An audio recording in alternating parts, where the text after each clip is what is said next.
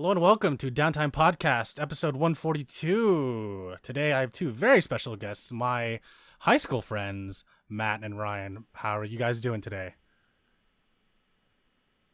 I'm doing great. How are you doing, Jeremy? I'm doing very well. Ryan, Oh, how are just you? just groovy. Thank you. I'm so honored to be here, Jeremy. I heard all about this podcast for so long, and I'm really excited. I'm sure you did. Same. Totally same. Big fans. We got juiced. two big fans here. Number one and number two.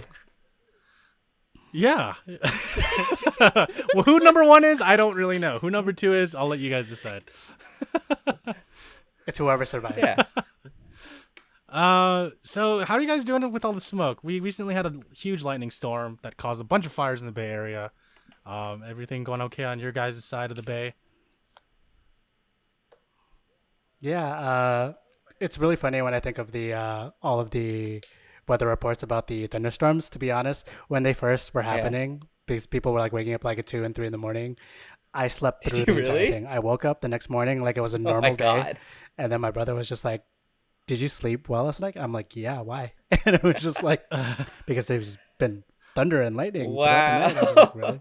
I did not notice in the slightest. So apparently, in a natural disaster, I'm most likely to survive. Oh yeah. That night I woke up at 4 a.m. because I Yes. thought someone was like rolling barrels outside in my Yes. backyard. And then I was like, what the fuck? And then I went back to sleep and I had a dream that there were raccoons in my backyard rolling barrels. and then I woke up again like 30 minutes later. I was like, what the hell is that? That can't be thunder. I was like, there's no way. Yesterday was so hot.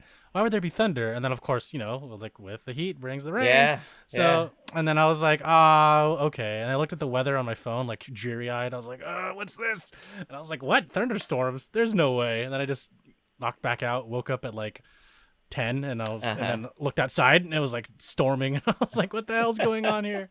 This is crazy. Yeah, my entire family woke up, and then we all went outside around 4 or 5, and we were like, "Oh my God, this is amazing!" Because, like you said, it was hot, so we had all the windows open. It was dead silent up until that point. Yeah, And it's wild because we're like in California, and it's like this is not typically like thunder and lightning like territory. Like what we're known for is earthquakes. Yeah. Oh, Yeah. God. The idea, the concept of lightning, thunder and lightning being a commonplace is Hey, man. extremely foreign. So Don't give 2020 any ideas with those earthquakes, man. Oh, my God. you just get like tentacles coming out of the fiery pits of the earthquakes. Yeah. It's like, well, now Cthulhu's here. That's cool. yeah, man, yeah, it's been one heck of a 2020 because I didn't realize it's already August. It still feels like February to me personally, so it's like Yeah. we're almost there to the end. For more, Yeah, no, absolutely. for more shit. I feel like this is just time we're wasting. It's just going by slowly, and we're just waiting for something to happen, but everything's happening, and we're like unfazed by. Well, I mean, I feel unfazed by it personally because I'm just like, I can't leave my house. I literally Yeah. can't now because I'm so sensitive to the smoke that I'd just be like, I can't open any windows. I feel like a prisoner, and I'm just like, you know what? Just throw whatever at me at this point. Yeah. I don't know what's gonna happen.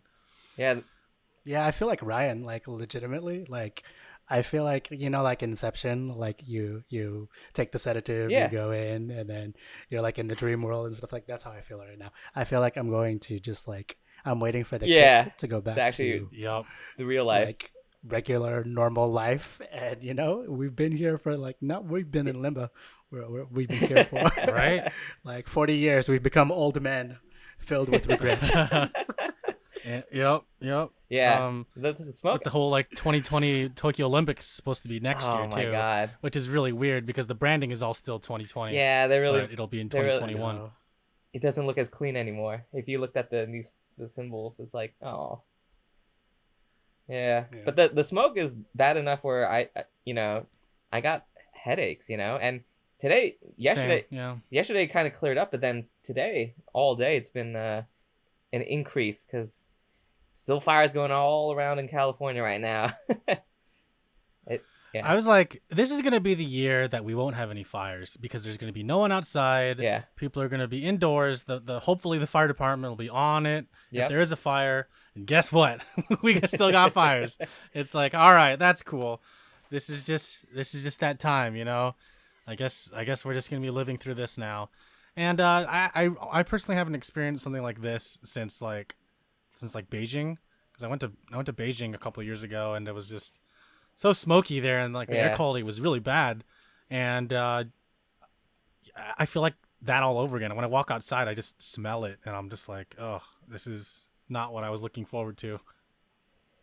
Yeah, because like at least you could do, during this COVID panic, you could walk outside, do a little jog or a little run, or just move your feet around. But now, even with like you said, breathing problems, you can't do that. You're just locked in.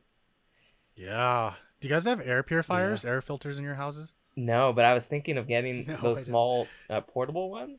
I was looking on the Wirecutter. They have a good overall review, and I was like, okay, maybe now's the time to like really invest in something that could work and help relieve all the smoke and stuff.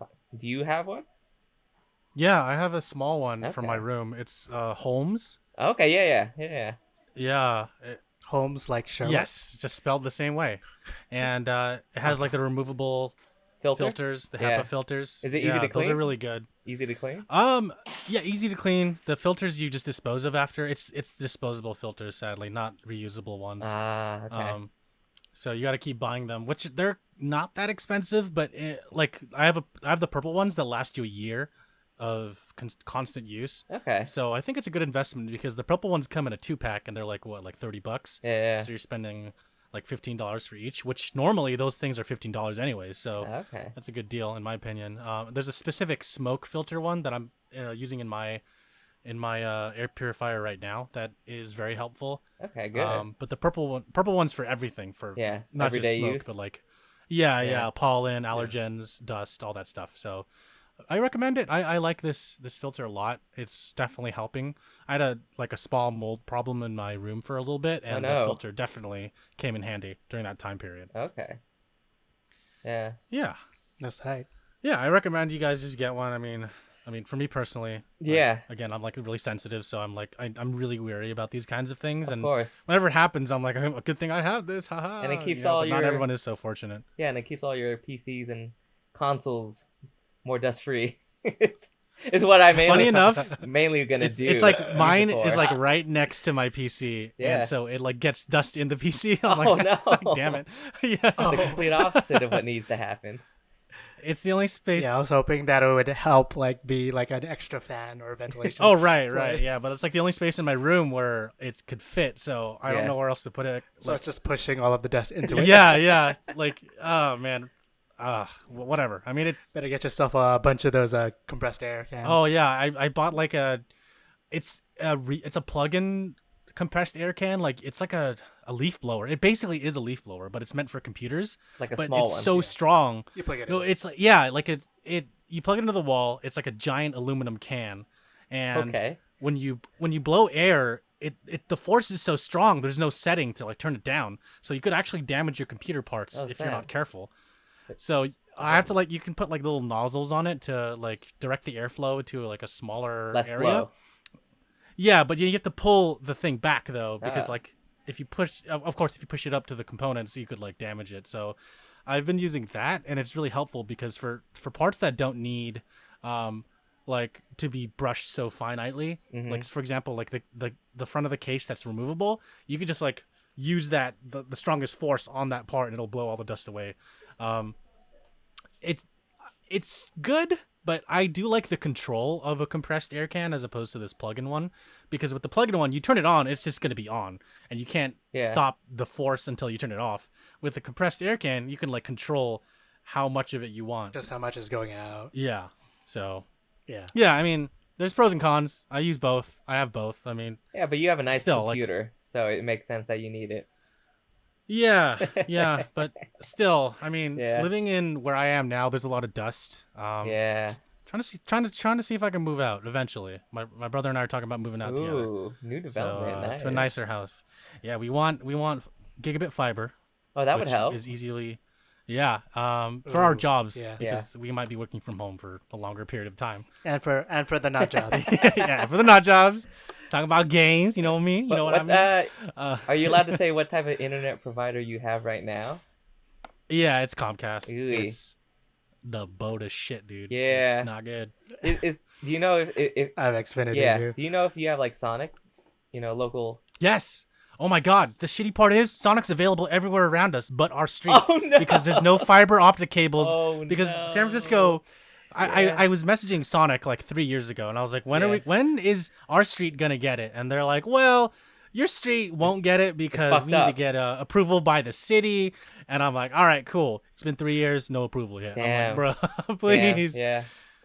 And plus, in order for Sonic to be available in your area, they have to like go to your house and like drill it into the side of your house. But like, because my brother and I don't technically live, we're not the homeowners of our house. Like, you guys can't it's kind of have that yeah. sort of thing And then if we decide to move out, then it's just like we just wasted like however much it costs Exactly. to do that. Like you don't get it. Yeah. So right now, like our It situation doesn't come with you. Yeah, totally. Our situation right now with the internet connection is subpar, but I think it's livable. Like we could definitely deal with it. It's just when we started working from home, we noticed a drop in bandwidth because everyone around us has the same internet service provider, and everybody's working from home. Exactly. And our neighbor upstairs is also using it.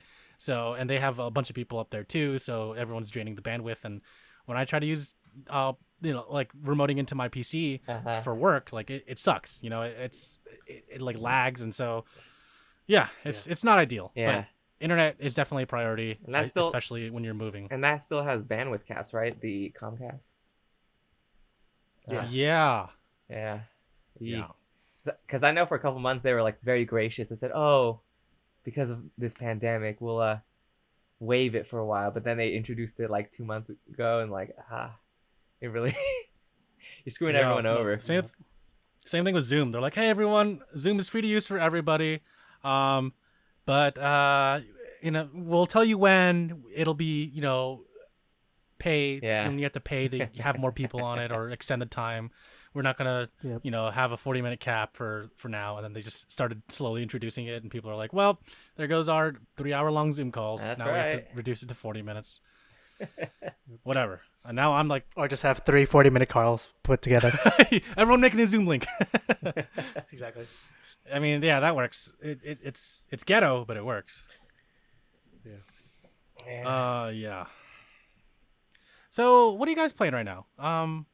There's a lot of games that are, there's a renewed interest in gaming since quarantine started for a lot of people. So I'm curious as to what you guys are playing, because in my mind, before you guys start, I want to preface this by saying I know Matt as the Nintendo guy and I know Ryan as the Xbox guy, but I know Matt has a new gaming PC. Oh, and what? Ryan and Ryan doesn't have a lot of time to play Xbox. New, but I've had it for a while. Yeah, so I'm curious, Matt, as to what you're playing. If you've started any PC games, and Ryan, I want to know if you're playing any new games as well. Oh yeah. Am I answering first? Yeah, whoever, whichever one of you guys wants to answer first. Yeah, Matt, I'm curious. I mean, what I played recently is I finally got around to playing Resident Evil 2 because everyone was hyping the remake over about it like last year. Okay. Yeah, remake. And okay, I got myself to kind of buckle down and play the original because I've never played it as well. Oh, cool. So I tried to play that and then played the remake afterwards. And the other game that I also played recently, like these are probably the only PC games I played recently, because even though like I've had a gaming PC, I feel like, okay, Jeremy called me like the Nintendo guy, but I feel like, I don't know, like it's very hard for me to start a bunch of these PC games because it's like very new to me to PC gaming. The other game I was playing was Dragon Ball Z Kakarot, which Kakarato, please. was relatively new as well. And those are just both like IPs I feel like I have a strong attachment to from when I was young. Like even though I didn't play Resident Evil 2 when I was young, like I started the Resident Evil series when 4 came out. Same. And I think a lot of people had fond memories of playing 4. And then I played basically every Resident Evil that came out since then. So like I never really got to the originals until like my late adulthood, which is fine. Like actually another game that I've been playing recently that's not a PC game is okay, like in quarantine, I've been really like super interested into retro gaming. Mm-hmm. Just because there's so many games that I didn't play when I was a kid because I was a Nintendo fanatic, Yeah. right? I got to play all of like the Mario 64s, the I don't know, Diddy Kong Racings, the Banjo Kazooies, Legend of Zeldas, whatever. But like half of those are rare, but Yeah. Yeah. They owned the N64. Yeah. but I never played like things like the Genesis games, like any of the Sonic the Hedgehog games. Oh, wow. I never Good. played Yeah. Crash Bandicoot. I know, well, like to completion. Like I've played them like offhandedly, but I never like played them. So like that's what I've been getting into lately. I've been playing like the Sonic games, Spyro, Crash. The one I'm working on right now is I've never played the original Final Fantasy VII. Oh wow. And everybody talks about like. And the where are you remake, playing this on? And I know I'm playing it on PlayStation. Okay. Interesting. So, but yeah, like everyone was talking about like the remake because it came out recently, and I really want to play it like I did Resident Evil, but like I wanted to play the original because it's just like everyone has fond memories of like the nostalgia of these older games, and I felt like it would be a disservice to like just go right into the remakes. You're playing them on the PS2? The PlayStation one. Yeah, they put it on PS4. They ported it to everything. I know that, but I didn't know you had a PS4, man. That's dope. No, I don't have I don't have a PlayStation 4, but like if I would want to play it, like I see. yeah. Okay, got it. But- Yeah. I have that problem too, cool. because like I would rather play the original game before a supposed remake, you know. Sort of like there's rumors of a remake of the Mass Effect trilogy, and I'm like, Ah. Yeah. you know, I play Mass Effect 1 probably 8-10 times. I played Mass Effect 2 twice, but Mass Effect 3 I still haven't finished, and I would love to finish it in the OG game before any other remake comes out. Those are games I haven't touched on. I need to add those It's to my a list. pretty good Western RPG, sci-fi RPG. Yeah, they're on Steam. Yeah. Down Steam. Yeah, so check them out. Yeah. I suggest, Matt, when you have a chance, check out Good Old Games, GOG.com. Have you heard of that website? GOG. No, I haven't. So, Brian, I don't know if you're familiar with it. Are you? Oh yeah. So GOG, Matt, is a website that was created by, oh God, what's the studio behind The Witcher? CD Projekt Red. Yes, CD Projekt Red created this website called GOG, and what they do is they find old games that you can't find anywhere else, and they list it for like a really cheap price. So you can like I've been like finding games that I forgot about when I was a kid, or like that I wasn't allowed to play, and now I can play now because I'm an adult. So you can go to that website, type in a game. Sometimes it'll be there, sometimes they won't. Depends on the license, because they have to like track down the old licensor and figure out how they can put it on their website for use, for commercial use, because sometimes these companies went defunct in like the 90s, and all the people that held the license went to like other different companies or different parts of the world, or split they different passed ways. away. Exactly. And sometimes like nobody's archived them, or if they are archived, they're on like lost. Somehow. Exactly. And so they talked about it. And they also do the work of making sure it could actually run on a modern day computer, which is very important. Yes. Yeah. Like that. That's tight. Yeah. So like super reliable company. Also, like, they have a also DRM free generally, so there's no like. Yes. Yeah. That is very true. But aside from old retro games, they do host a slew of like new games as well. Not to say like their retro is the main focus, but it is something that is their bread and butter.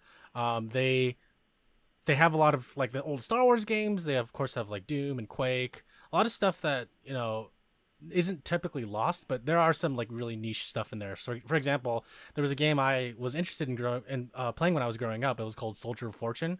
And it was a first person like tactical shooter. But I wasn't allowed to play it because it was like a rated M game. I was a kid. This is like 1998. That didn't stop any kids.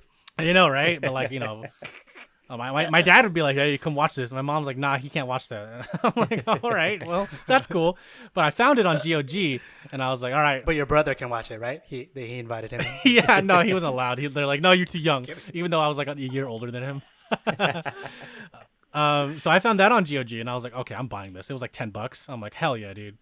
So yeah, check that out when you have a chance, Matt. If there's like some random game you suddenly thought about, or maybe someone suggested that you can't find on Steam. No, that's all I've been doing like lately, honestly. Because also I've been kind of like, because I've been getting on into a lot of these older games. I've been like talking with some of my friends who like play FGC or like are in the fighting game community, or like people who are super into like arcade cabinets and stuff like that.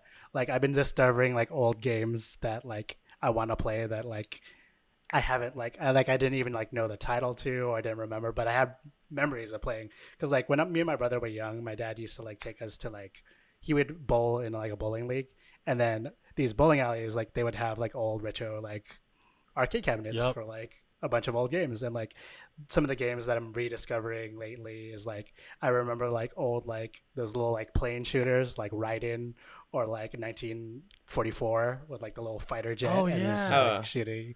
I mean, it becomes like a laser or something like that, and it's just all like those games. I've been like, me and my brother have been like talking about like game, and my girlfriend Cam have been playing like stuff like Bust a Move or like Puzzle Bobble, depending on like, or like the original Street Fighters, like Hyper Street Fighter, Super Street Fighter 2 Championship Edition, all these sorts of games that I'm like now kind of being exposed to, because I'm just like, oh, I'm going down this rabbit hole of like, lately, this is genuinely like an opinion I've been having, is just like, man, I feel like games were so much more like timeless back in the day, because I still see people playing old retro games now. Like people will still play like Final Fantasy 7, or people still play like Super Mario Brothers, people still play like Pac-Man or like Galaga. And it's just like wild to me that people still like have fond memories of these games. Like, yes, there's like a lot of like big budget games that like people like now, but I'm also just like, I don't see people like speed running like, I don't know, like Halo 5 or something. Like, right. It helps that the older games have more easier replayability, even though they're pretty much harder than a lot of the modern games. Yeah. So yeah. So I've been on this high of like wanting to learn more about like the games that existed. It's good, especially if you have the time. I was young, but like even before I was even born. But yeah, no, absolutely. There's a lot. I think now with the renewed interest in gaming, there's a lot of people with their nostalgia glasses on who are looking back at all these games and then being like, all right, I think now's the time to either play it or make it. You know, there's people that are like, I was so inspired by this game, I think I want to make something like it now that I have time. Yeah. And there's people going, okay, now that I have all this time, I can finally play all these games. Matt is a perfect example of saying, okay, now we're stuck inside. Let's just play all the games we couldn't play before, which is awesome. Ooh, sounds good to me. You touched on something that I really like agree with, is the idea like if I can't play it, or if it doesn't exist anymore, then I should make it. A game that I really love that I played on Steam is Celeste. Oh yes, it's like a platformer that's basically like a mountain climbing platformer, but it's like takes inspiration from like those old like 2D platformer games. But it's like so good. Like it's like difficult. It's easy to learn, but difficult to master, because it's like it could be deep if you want it to be, but it could also be a very like simple kind of platform hell.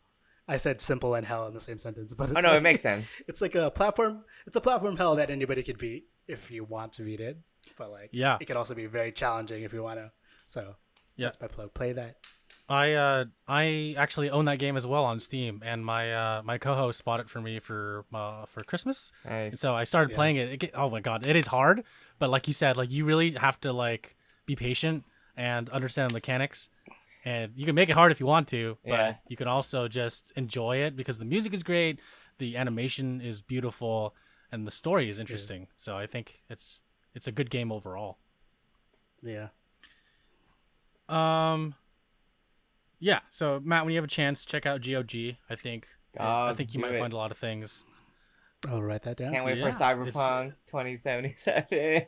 Oh man, I am so excited for that game. Yeah, I can't wait. Unless they delay it again. So, right, we'll see. I mean, like they said, COVID was the impact. Yeah, I or mean, implied to be at least. there's gonna be a lot of games affected because of this. Yeah. I know. Ryan, what are you playing right now? What's going on? Okay, well, I'm fortunate enough to still be working, but it means I don't have a lot of time.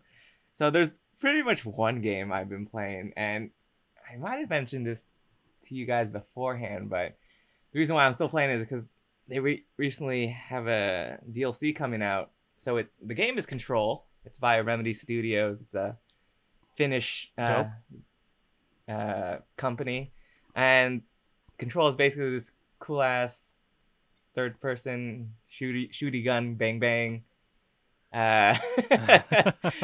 story driven game, which I really enjoy. And they have their final DLC in 4 days, and the great thing about it is they're the original creators of Max Payne before they sold it to Rockstar for Max Payne 3.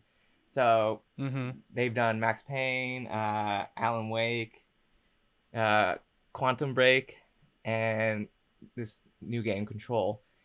And throughout all their most modern games, they've had little hints of like, oh, things are all connected. So finally, in this last DLC, your main character Jessie, she's basically this cool badass chick who's solving all these paranormal type shit with her gun, and she has basically force powers to like control objects and kill people, which is pretty cool. And she is about to join forces with Alan Wake. I'm getting real excited now because Alan Wake is like one of my most favorite games. It's a very highly flawed game, but one of my most favorite games ever, and they're bringing it back and they're connecting this universe all together. So that's cool. I know, and it's coming out in 4 days. I'm excited to play it. So I just been basically trying to it's a shooter, and it has like a really cool mechanic of like I guess like I don't know, like ammo drops, and like you have to like spec out your character, right? So say if you want to be able to shoot more or stuff like that, you get these modifiers to shoot more. Having said that, I'm just like so excited just to see this final conclusion, because Alan Wake, if have you guys ever played Alan Wake before? Or do you know what touched it? I haven't finished right, it. It's supposed to be a slight horde type game, which Control isn't really. But it really left on a cliffhanger. And it's been like 10 years since we had any Alan Wake thing, because unfortunately it didn't sell enough, which is fine. You know, I was just very sad for a long time, but Control Remedy's latest games seem to have done well enough where they could justify doing this DLC, and hopefully bringing back Alan Wake for hopefully a sequel or pseudo sequel involving all this combined mythology that they've been placing in all their games, which I'm really excited for. So that's pretty much all I've been That's cool. playing. Yeah.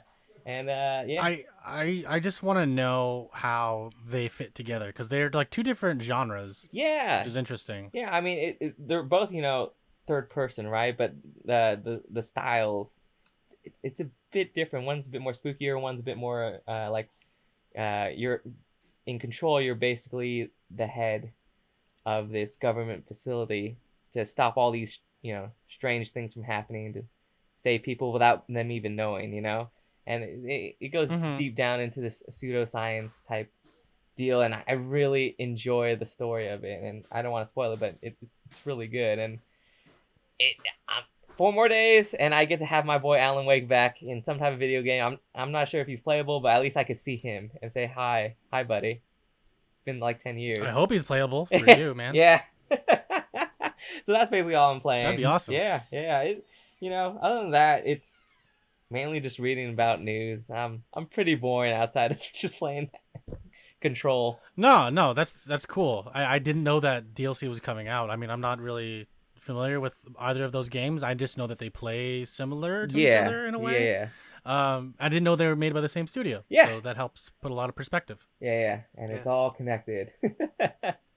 Cool. That is awesome. I gotta do more research on that, or at least try to play the games. Yeah. I think it was free on PlayStation Plus a couple months ago. I'm not sure if you game anymore on your PlayStation, Mr. PC guy. Oh, I do. I played Ghost of Tsushima and The Last of Us Part 2. Oh, snap.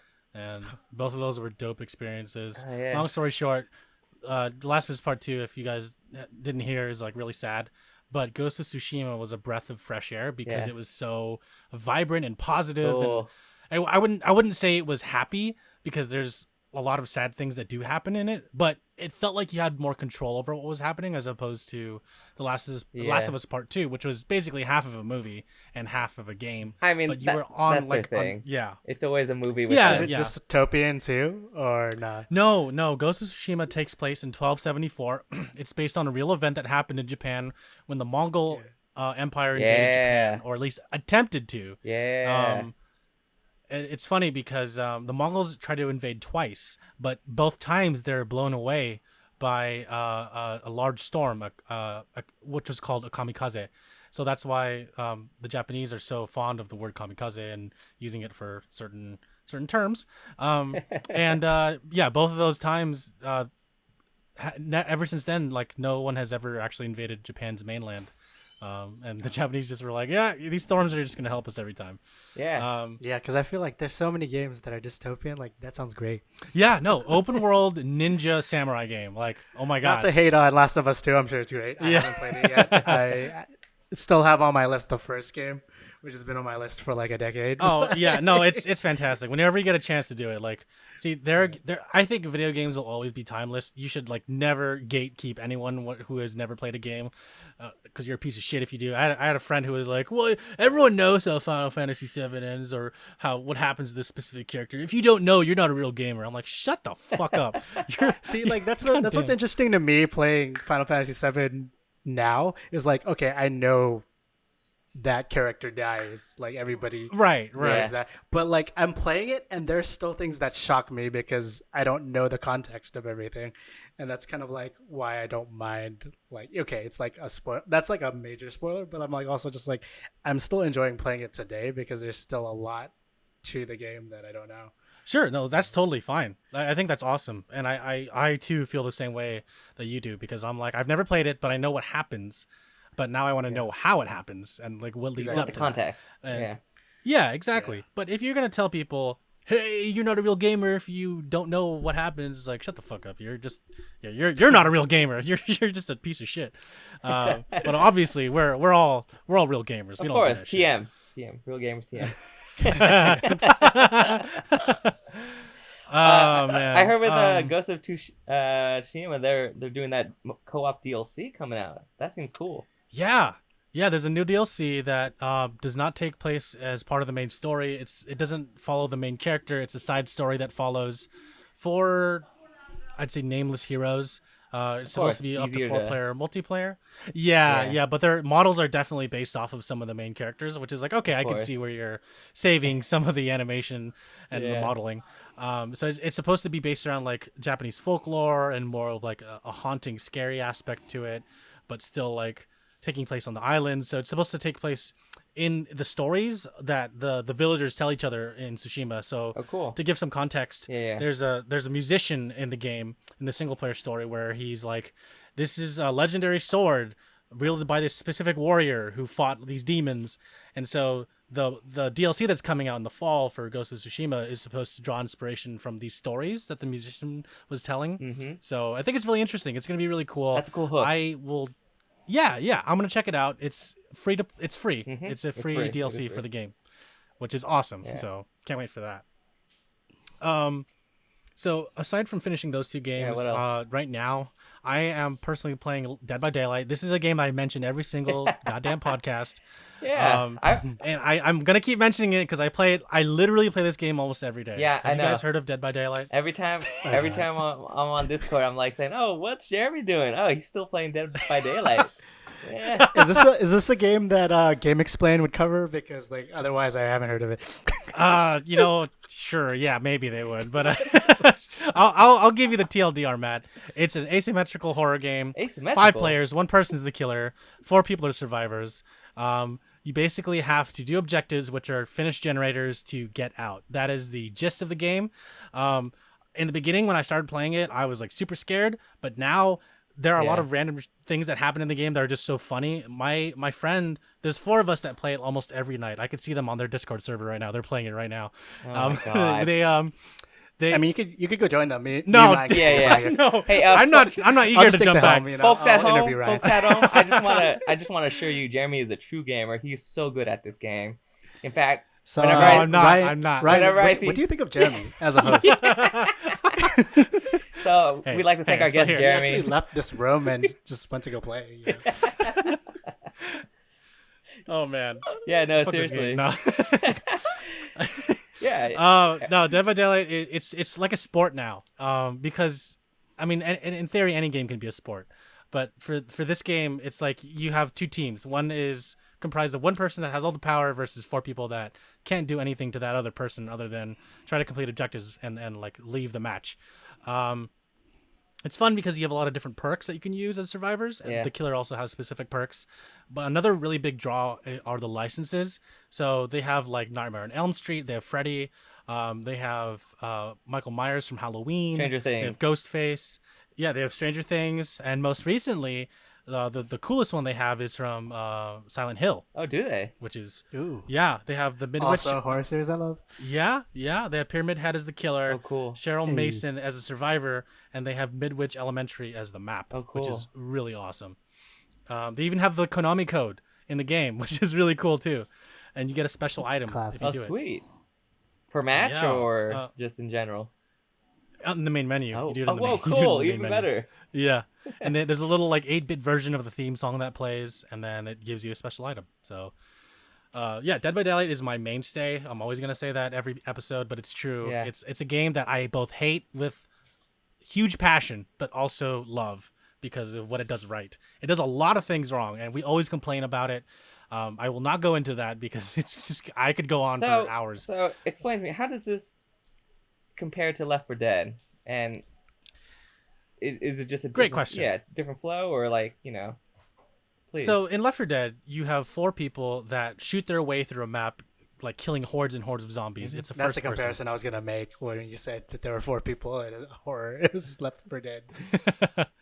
in the essence of Left 4 Dead, you have a gun and it's a first person shooter. And in regards to Dead by Daylight, the survivors are playing from a third-person perspective. Oh, so they have a wider field of view, and the killer has a first-person perspective, so they only have a limited amount of view. But there's a perk that can widen your view, etc., etc.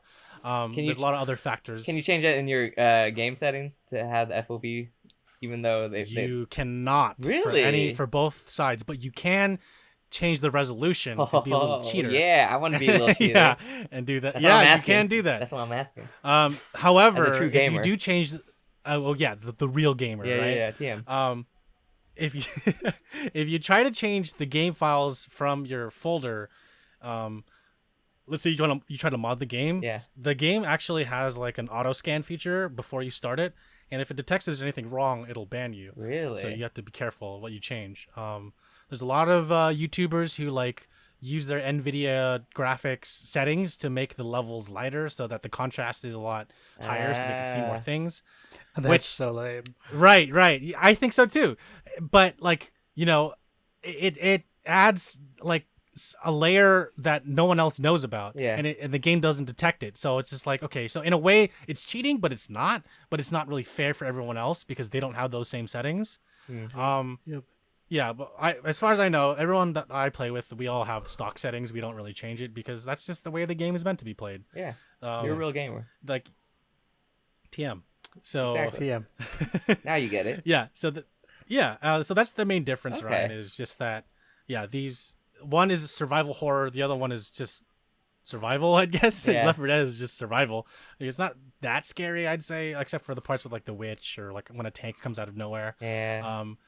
with Dead by Daylight, like you have killers like Ghostface or Michael that just stand there and they just stalk you until you reach a certain point where they can just like hit you with one shot and then you're down. That's so cool. So yeah, it's really cool to see that. Like being the killer, but also on the survivor side too. Like both aspects are fun. I've tried both, and I'm better at a survivor than I am a killer. I'm better at running away and like trying to defend as opposed to. I don't being really offensive. see any kills from you as the killer on any of your vids. I was just curious why. Oh yeah, it's because like Because you're just that good. I get it. No, you know, I'm a true gamer. I'm a real gamer. That's why. Yep. No, it's because like my team and I, like we're not a team if one of us is gonna be the killer. Yeah. And, like right. Yeah. But we do have you can play custom matches where you can have 5 people playing. Oh whoa. And cool. you have the 5th person be the killer, and we can all communicate on Discord, and it's a good fun time. Like every time we do 5s, we call them 5s because you know the 5 people playing in a custom match. Then everyone just messes around. We don't take it seriously because you don't earn real points from it. You can't earn real achievements, and everything is unlocked in the beginning. It's like a creative mode in Minecraft. You know, everything's just there for you. Makes sense. That's cool. Yeah. So yeah, and then that's where we just like mess around and just like talk shit and all that stuff. Is that only on PC? I forget.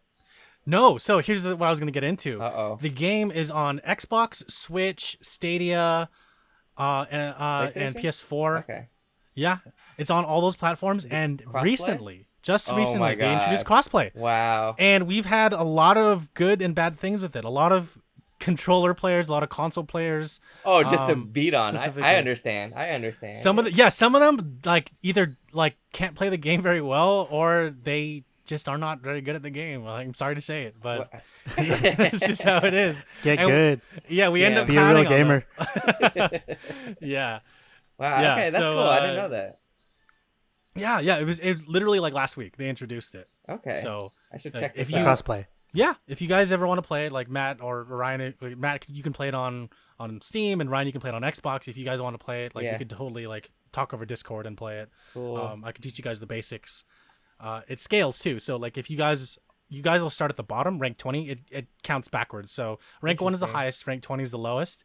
If you're in a lobby with me, because I'm like rank 2. Of course. And, look, that's beside the point. If you guys are both ranked 20s, we'll get a killer that matches both of your ranks. Oh, good. As opposed to a killer that matches mine, because then it wouldn't be fair, because it like you would just be slaughtered. And it's not fun that way, you know. I would have to make a new account, like a Smurf account. Hell yeah! To play with you guys. Let's do this. But yeah, no. Let me guys know if you're interested. Yeah. Now that I know there's crossplay, that's cool. Yeah. It's awesome. It's really cool. We just can't chat with each other in game. Like the Steam players and the Windows Store players can talk to each other in the in-game chat on keyboard, but the console players can't see that and they can't type back. Yeah. There's no in-game voice chat because I guess it's supposed to immerse the people in playing the game. Really? Sound is a really big factor in Dead by Daylight, as it is in like a lot of horror movies. Because like there's a thing called the terror radius, and it's what surrounds the killer, and it'll grow louder once the killer appears or gets closer to you. It's a heartbeat. It's faint at first, and then it starts getting louder. And the music for every killer has specific music, which is really cool too. So you can kind of tell who it is, but without seeing them. And that gets louder once they start approaching you as well. But yeah, I mean, here we go talking about Dead by Daylight again. I digress. Yeah. Moving on from Dead by Daylight, I started playing Fall Guys. I'm sure you guys probably know what that is. Oh yeah. Yeah. I really want to play this game. It looks so fun. It's fun, and the way that someone described it to me was MXC / Takeshi's Castle meets Ninja Warrior and Mario Party, and I was like, wow, that's a lot. And I started playing it, and I was like, yes, this is exactly that. You said the 2 words that I need to buy this game. Got it. / Wipeout, which is basically just Ninja Warrior. For the Western audience. Yeah, it's cool. Yeah. Also, no voice chat in that game. Oh, really? The controls are simple. Oh no. Yeah, run, jump, grab. That's literally. Discord is the only voice chat you need for anything anymore, to be honest. Yeah. Yeah. Have you guys ever used like Ventrilo or TeamSpeak? Yeah, a long time ago. Yeah. All I really used is Discord. Yeah. I mean, I used to play this old ass like MMORPG called Grand Fantasia, and I just joined this like random Ventrilo server. But dude, that thing was so janky to use. Yeah. Discord is so user friendly, and I can't believe this was free when it first came out. And I love Discord. I've used the Nintendo Switch online app, and its voice chat is atrocious. Thank you, Nintendo. I hated that. Oh my god, that's so good. stupid. bad. I hate it when, like, when you leave or if you get disconnected from the game, it disconnects you from that voice chat server. Really? I'm like, that's so stupid. Oh my god. Yeah, Now, it's jank.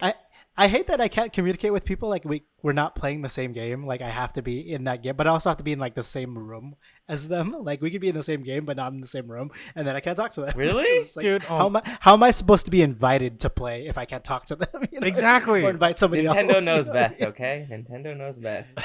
They're just trying to protect the kids, all right? I can't blame them for that. Apparently, Mario Kart, we don't need to protect the kids though, Yeah. because you can talk with anybody in that game. Apparently. Smack talk is allowed only in Mario Kart. Like, hey, you little piece of shit. now, Jeremy. It's like, what the fuck? Jeremy, the audience wants to know what team color do you represent? What do you rep? So audience, you mean just you? No, yeah, oh yeah. Team color I'm the that I audience. represent. I and Matt. You know, I don't really represent. I don't see color, guys. Okay. I don't represent any Alright. color. Okay. Yeah, that makes total sense right now. I don't really care about the colors because I lose no matter what color I am. I always lose, so it doesn't matter. All right, so your So team, I don't have any so affiliation. your team yellow. Got it. Wow. Hey man, don't put me with Hufflepuff. Get out of here. Team Instinct. Yeah. Team Instinct. That's right. Damn. The You said your Hufflepuff. degree, motherfucker.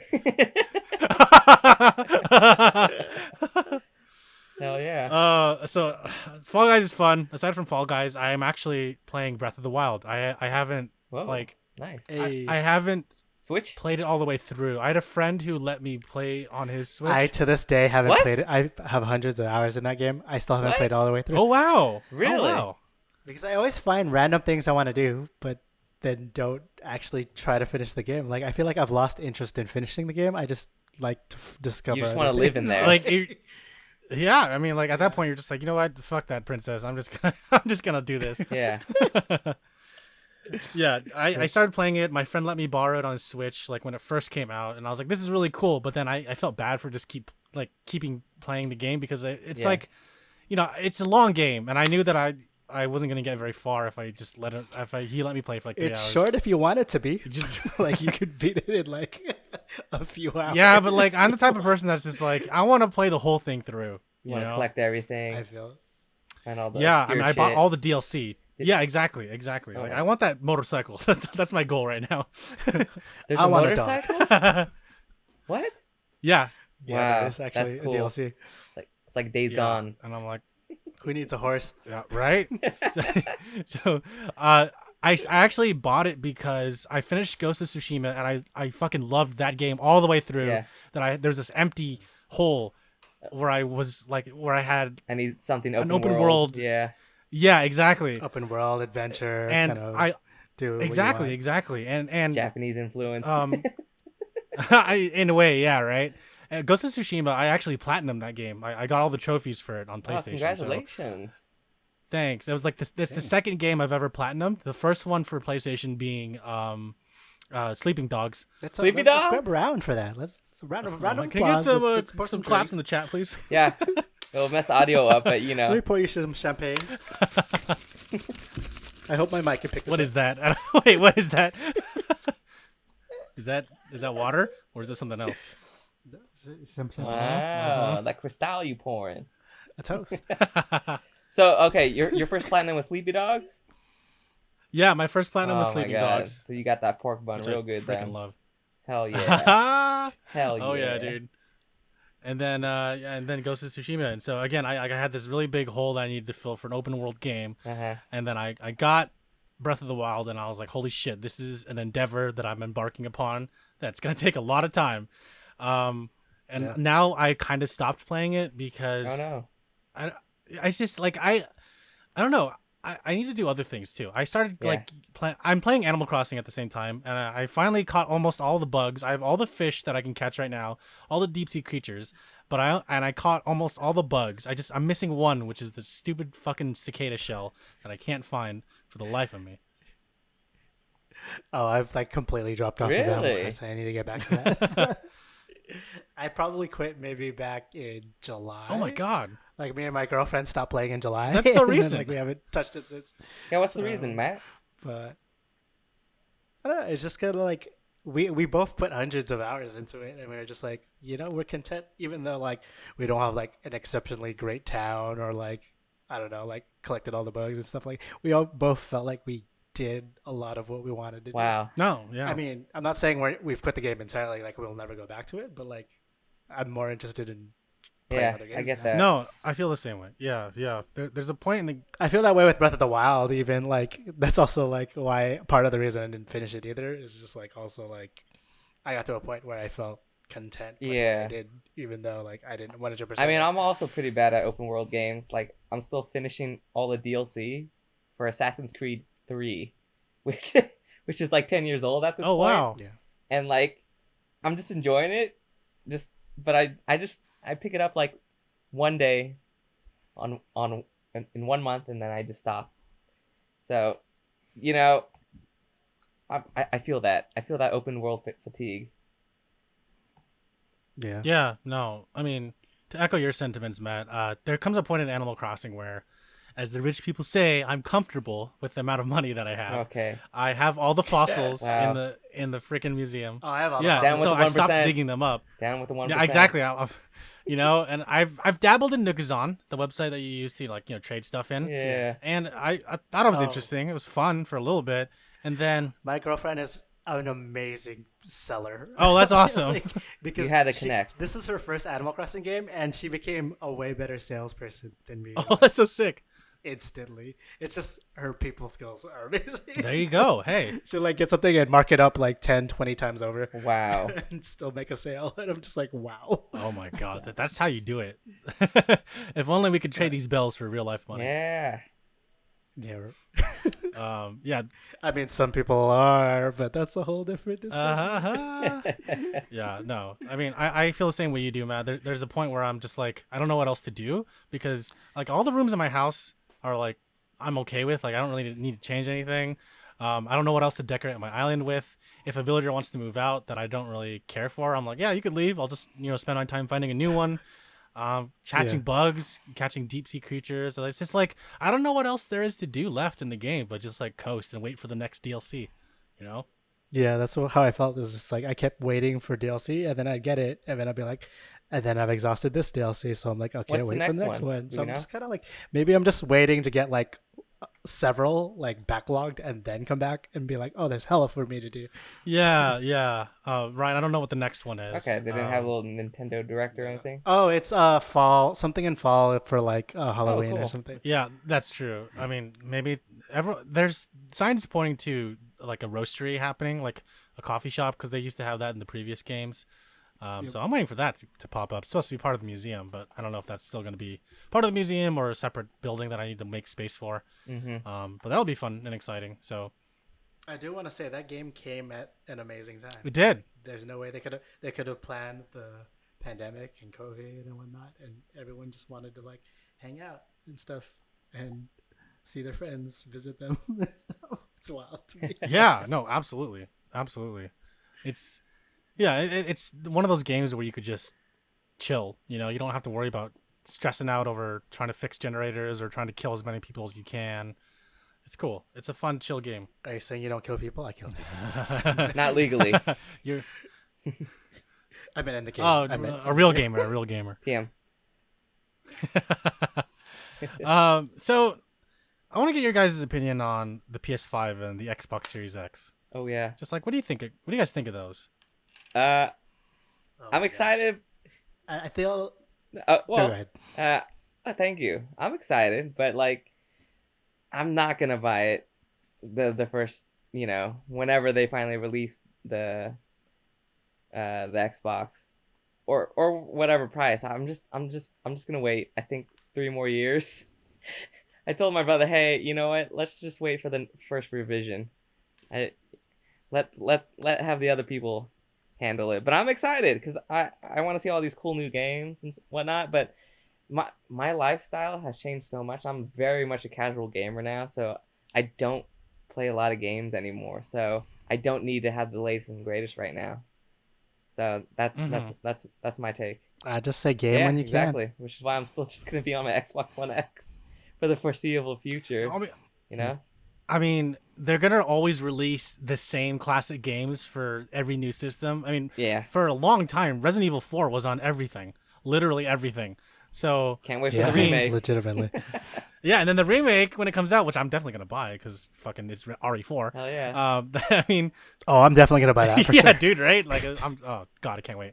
Yeah, so I mean, gaming's gonna be forever, right? I mean, Of course. people are still playing NES games and either emulator or actual cartridge. Ooh, that's me. So, yeah, Yeah. I mean, you'll be fine. And it's good that it's all backwards compatible, both consoles, you know, out of the box, basically. So that'll definitely help, you know, because, like, hey, once I do get that new Xbox, I'm still probably going to be playing Mass Effect and Assassin's Creed from, like, 15 years ago, you know? Yeah, that's true, and that's fine. And if you choose to buy that console later on or earlier, because like the earlier models, they're touting, oh, it's backwards compatible, but like they might pull the move where they're like, okay, later on, this console will not be backwards compatible because why should you care about that? Yeah, like PS3. Or they might go to the Switch's model of like, oh, like you have to pay a subscription to play like all the old games. I hate that. Oh my god.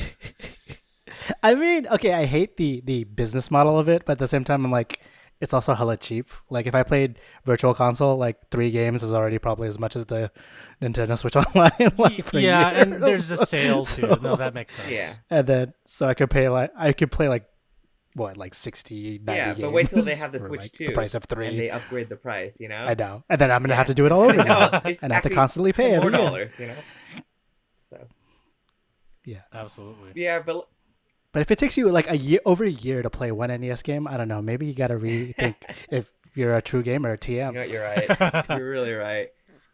You're The only absolutely thing correct. that I'm hopeful is that both systems seem to be doing more of a software emulation instead of, like, you know, the PS3 was more of a hardware emulation in the first couple years before they I dropped always it. think that hardware imitation is much more accurate. Yeah. Because you always get these kind of hiccups with like the software and like the ports. Yeah, but at least for the purists. Of course. But at least hopefully with the software emulations that they're going to be using for the new generation, it'll be still accurate enough, but also able to, you know, they just keep it on both consoles, especially if they do revisions, because that would really suck if they don't. Do you know what I think of that I wish there was more of? I think of like Resident Evil 2, which was like however many gig for like the PlayStation, remake?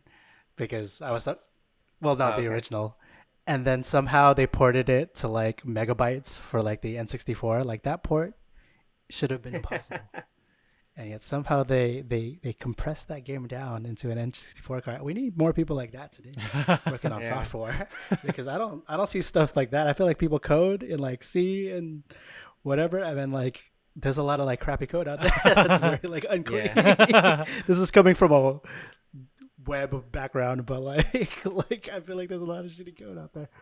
But... No, I get it, because in my time playing Dead by Daylight, I've read that it's such a spaghetti code that when they add something new, something breaks, and everyone finds out about it, and they tell the developers like via Reddit or Twitter or whatever, and that's like one of the only ways that the devs would find out about it is because the users tell them. But it's like they're trying to decipher this fucking spaghetti code that they made while trying to add new things to it. It's like, oh my god, what are you guys doing? And we all, like my friends and I, we always complain like this game sucks because all these random shit keeps happening to us, and we're like, okay, well, it's the devs' fault because they didn't fix it. They say they're gonna fix. Anyways, yeah, okay, I don't want to rant. They'll fix it in post. Don't worry. I think what I'm trying to say, but like when it comes to the software, we need to get the right guys doing it, because if you get the right guys, they're gonna do it justice. Yeah. There you go. Yeah. And like to our earlier points about like GOG, what Ryan said, like, yeah, there's people that take these games, these old ass games, and they make sure it runs on the newest version of Windows. Yeah. Like that is really cool dedication. Like they have to like really good take code that was exactly. Oh man, I'm gonna go there and find me some Chips Challenge, some Minesweeper. You know? I gotta play those again. I mean, you could get that on archive.org. Yeah. If you want, and just play it for free. I found this like old ass Speed Racer Solitaire game on archive.org. I was like, oh hell yeah, dude. It's dope. Yeah. But I'm excited though. Still for the new consoles. I just want to know the price. They both Microsoft and PlayStation have been, you know, teasing it, with all their marketing and everything else, except the price. And so it's like, come on, bros, help us out, Yeah. It's weird. I would have originally been like Ryan's boat because that's how I felt about the Xbox One and the PS4 when it came to like, oh, like I'm just gonna get whatever like revision down the line because I used to have like a PS3, Mm-hmm.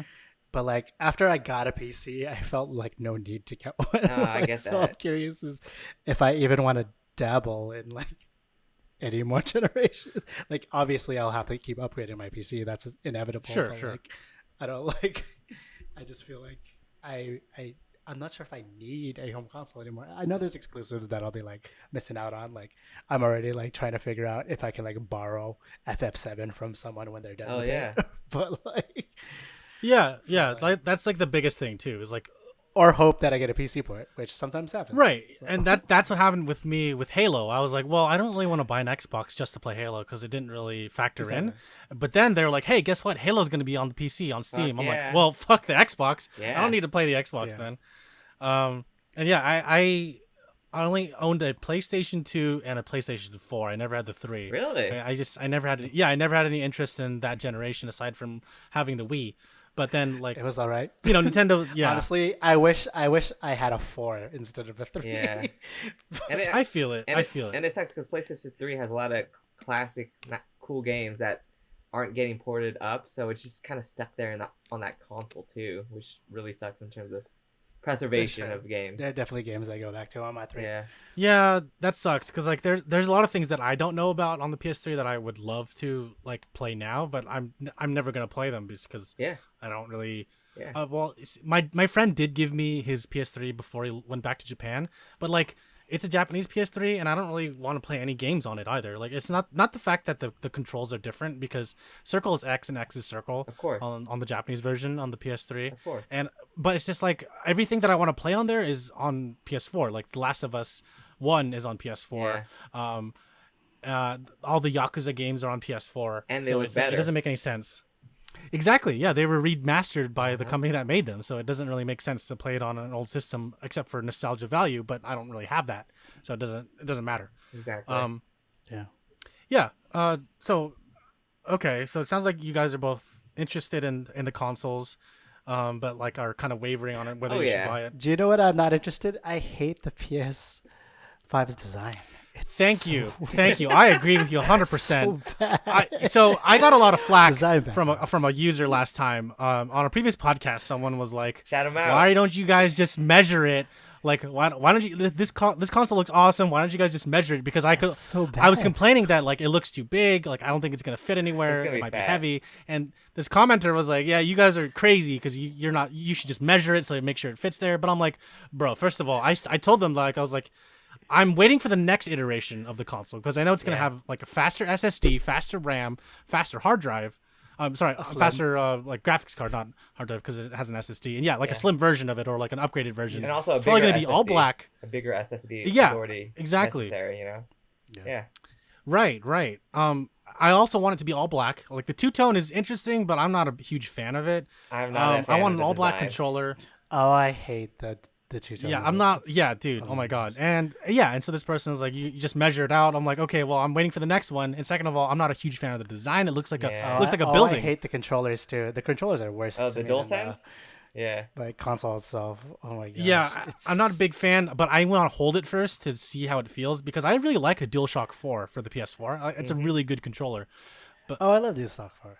Yeah, but like I don't know, like maybe because it's new I hate it, but I want to hold it before I can say anything, you know. Yeah. I think it's like okay, like it could be the most comfortable controller in the world to me, and that could be a huge plus in its favor. But like I just don't like how it looks. Yeah. It just looks dumb. It looks like a boomerang. It looks like you're bringing it back. And yeah, there you go. Yeah, but like I want it all black.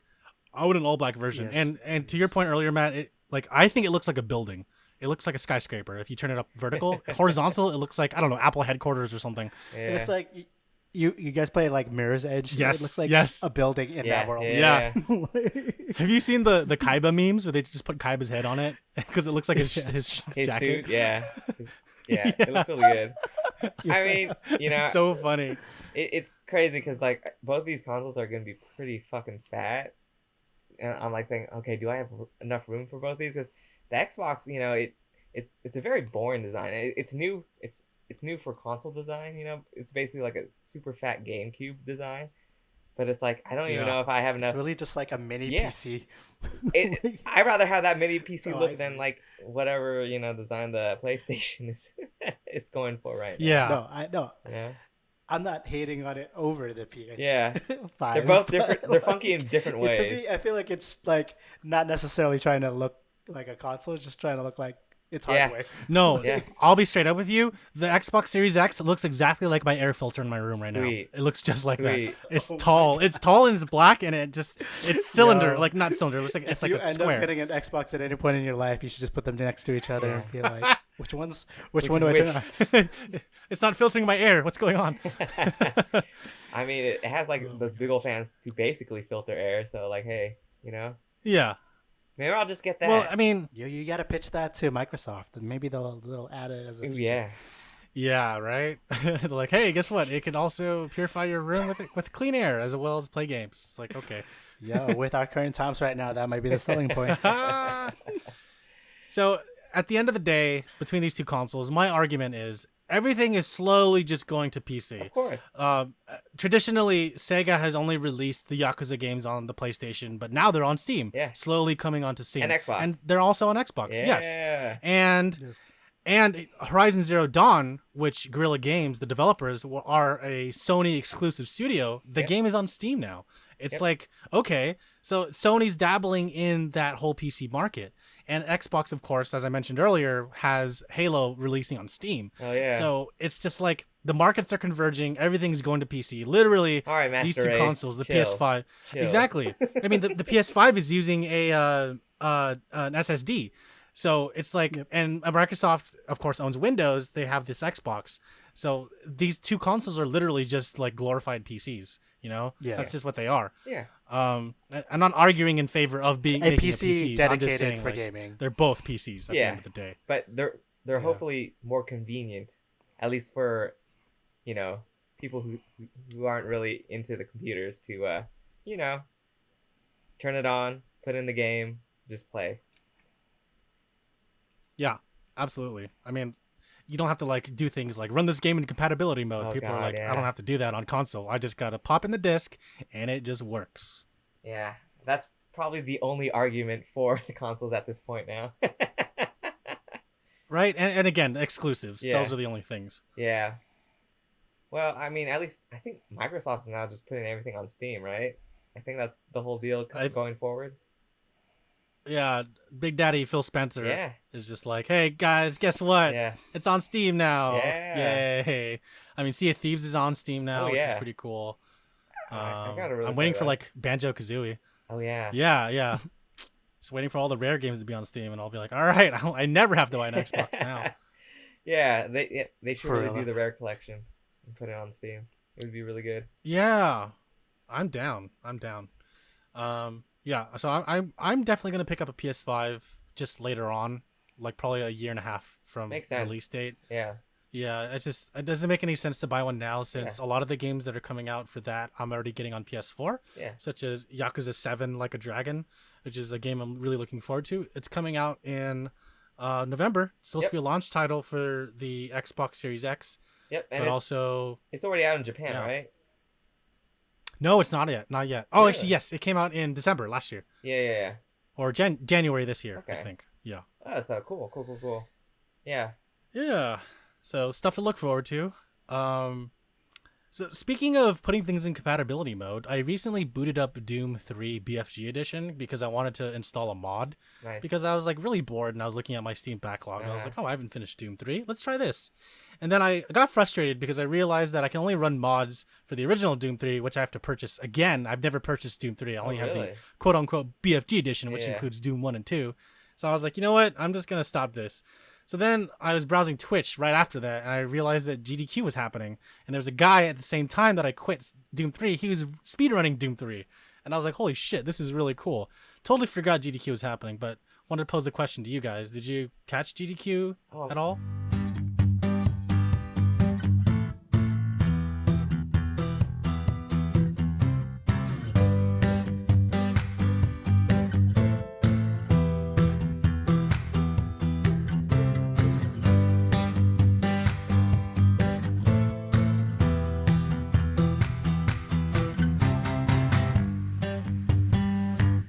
I also forgot GDQ.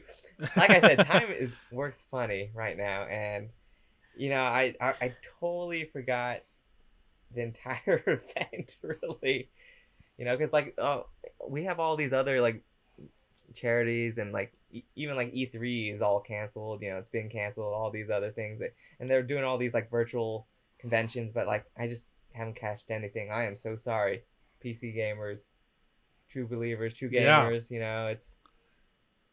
I suck. Oh yeah. Oh yeah. I feel like we're moving towards like an era where E3 is obsolete. Like, Oh yeah. to be Especially honest. after they leaked all those like everybody's kind of been pulling out of especially it. after they leaked all the confidential shit from like from the media. I'm like, oh my god, it's like I feel like a lot of them just kind of want control over like the you know, message. like their message out when they want their message to come out. Yeah. Everyone will be doing their But- Nintendo Directs now all the time. Even Nintendo's like moving towards less Nintendo Directs, even though Oh, really? too. I mean, they're still having them, but they're also like saying like they're looking towards not making it their primary way of reaching their audience, which is kind of sad because like Nintendo fans love the Directs, Oh, but yeah. it's also Yeah. just like, yeah.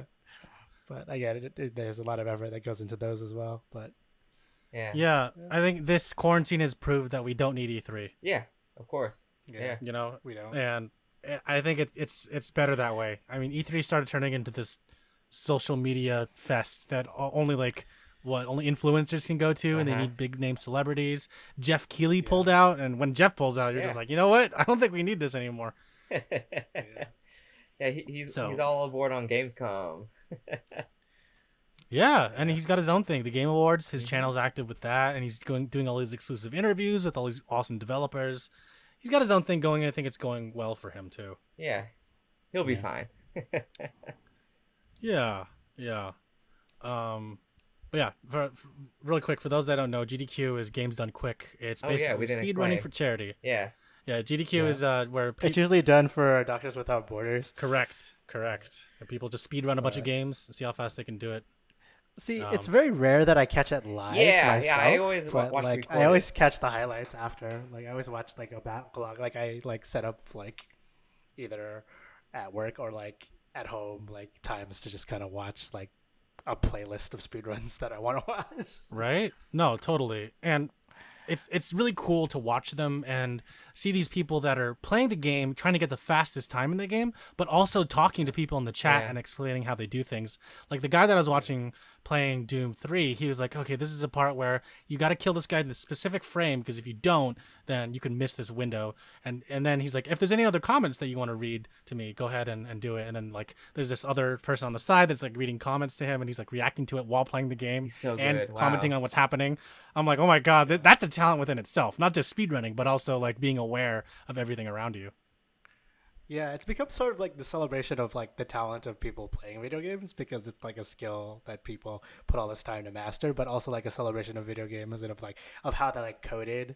Because I remember like me and my friend Rance, like we have talked like to death about the what Legend of Zelda Wind Waker speedrun, because there for the longest time there was like I don't know the actual values, but there was a long period of time it took to beat the game, maybe like I don't know, like 5 to 6 hours. But they could cut that time significantly, because there's a part of the game where you get to the final area, but you can't get past this like barrier. And then for the longest time, like they were like, okay, if we're in the final area, there must be a way to get past the barrier so you could just start the final level of the game. And people put like bounties up for Really? these ideas. Cool. Like people theory craft. People are like, if somebody could figure out how to get through, then we could cut this down like by like 3 hours, 4 hours. And it's just like wild to me, because it's like this celebration of like both like the communities of people. Because like I remember I was watching this like GDQ like behind the scenes where they're talking about how like theory crafting for beating like a game in the fastest time. Like there are certain tasks that computers are able to do, but there's certain things that only a human being can do, because there's that ingenuity and creativity that only human beings can do that a computer can't. And like one of those things like speedrunning is like something that's that human minded Uh-huh. kind of thing. But like they were talking about how like yeah, like it's like a lot of things come together as like people who like want to analyze code and like understand how it works, people who want to analyze how physics works in a game, people who want to analyze what's the quickest way to do things. Like there's all these things that kind of come together. It's sort of, I don't know. I found it interesting because it's like a celebration of. Oh yeah, I'm always impressed. But always impressed. yeah. And so yeah, that's really cool. Jeremy, you saw some life Because stuff? like. Yeah, Yeah. I was watching a guy. Well, first of all, Matt, did you want to finish your thought real quick? No, go ahead. I'm gonna take a sip of water because I'm dehydrated. Okay. Because it's All fires, man. No, I feel it. All right, I'll go ahead. So yeah, I caught the guy playing Doom 3, and then I caught another guy. He was playing Yakuza Kiwami 2, and he was like, "All right, lads, we're playing Yakuza." I was like, "This is cool." Cool. Hell yeah. He's like speedrunning. I didn't get to finish the video, but I'll get to it eventually. Now, but those are the only two ones that I caught. More of a setup. How did they have it set up? Because usually they have like guests, near them, and so in terms of this pandemic, is everyone just remote calling in, or how was that set up for this COVID situation? Right. Though, to your second point, yes, everyone was like doing it from home. Oh, okay. Yeah. Which I think is a lot easier because you're using the hardware that you know how to use, et cetera, et cetera.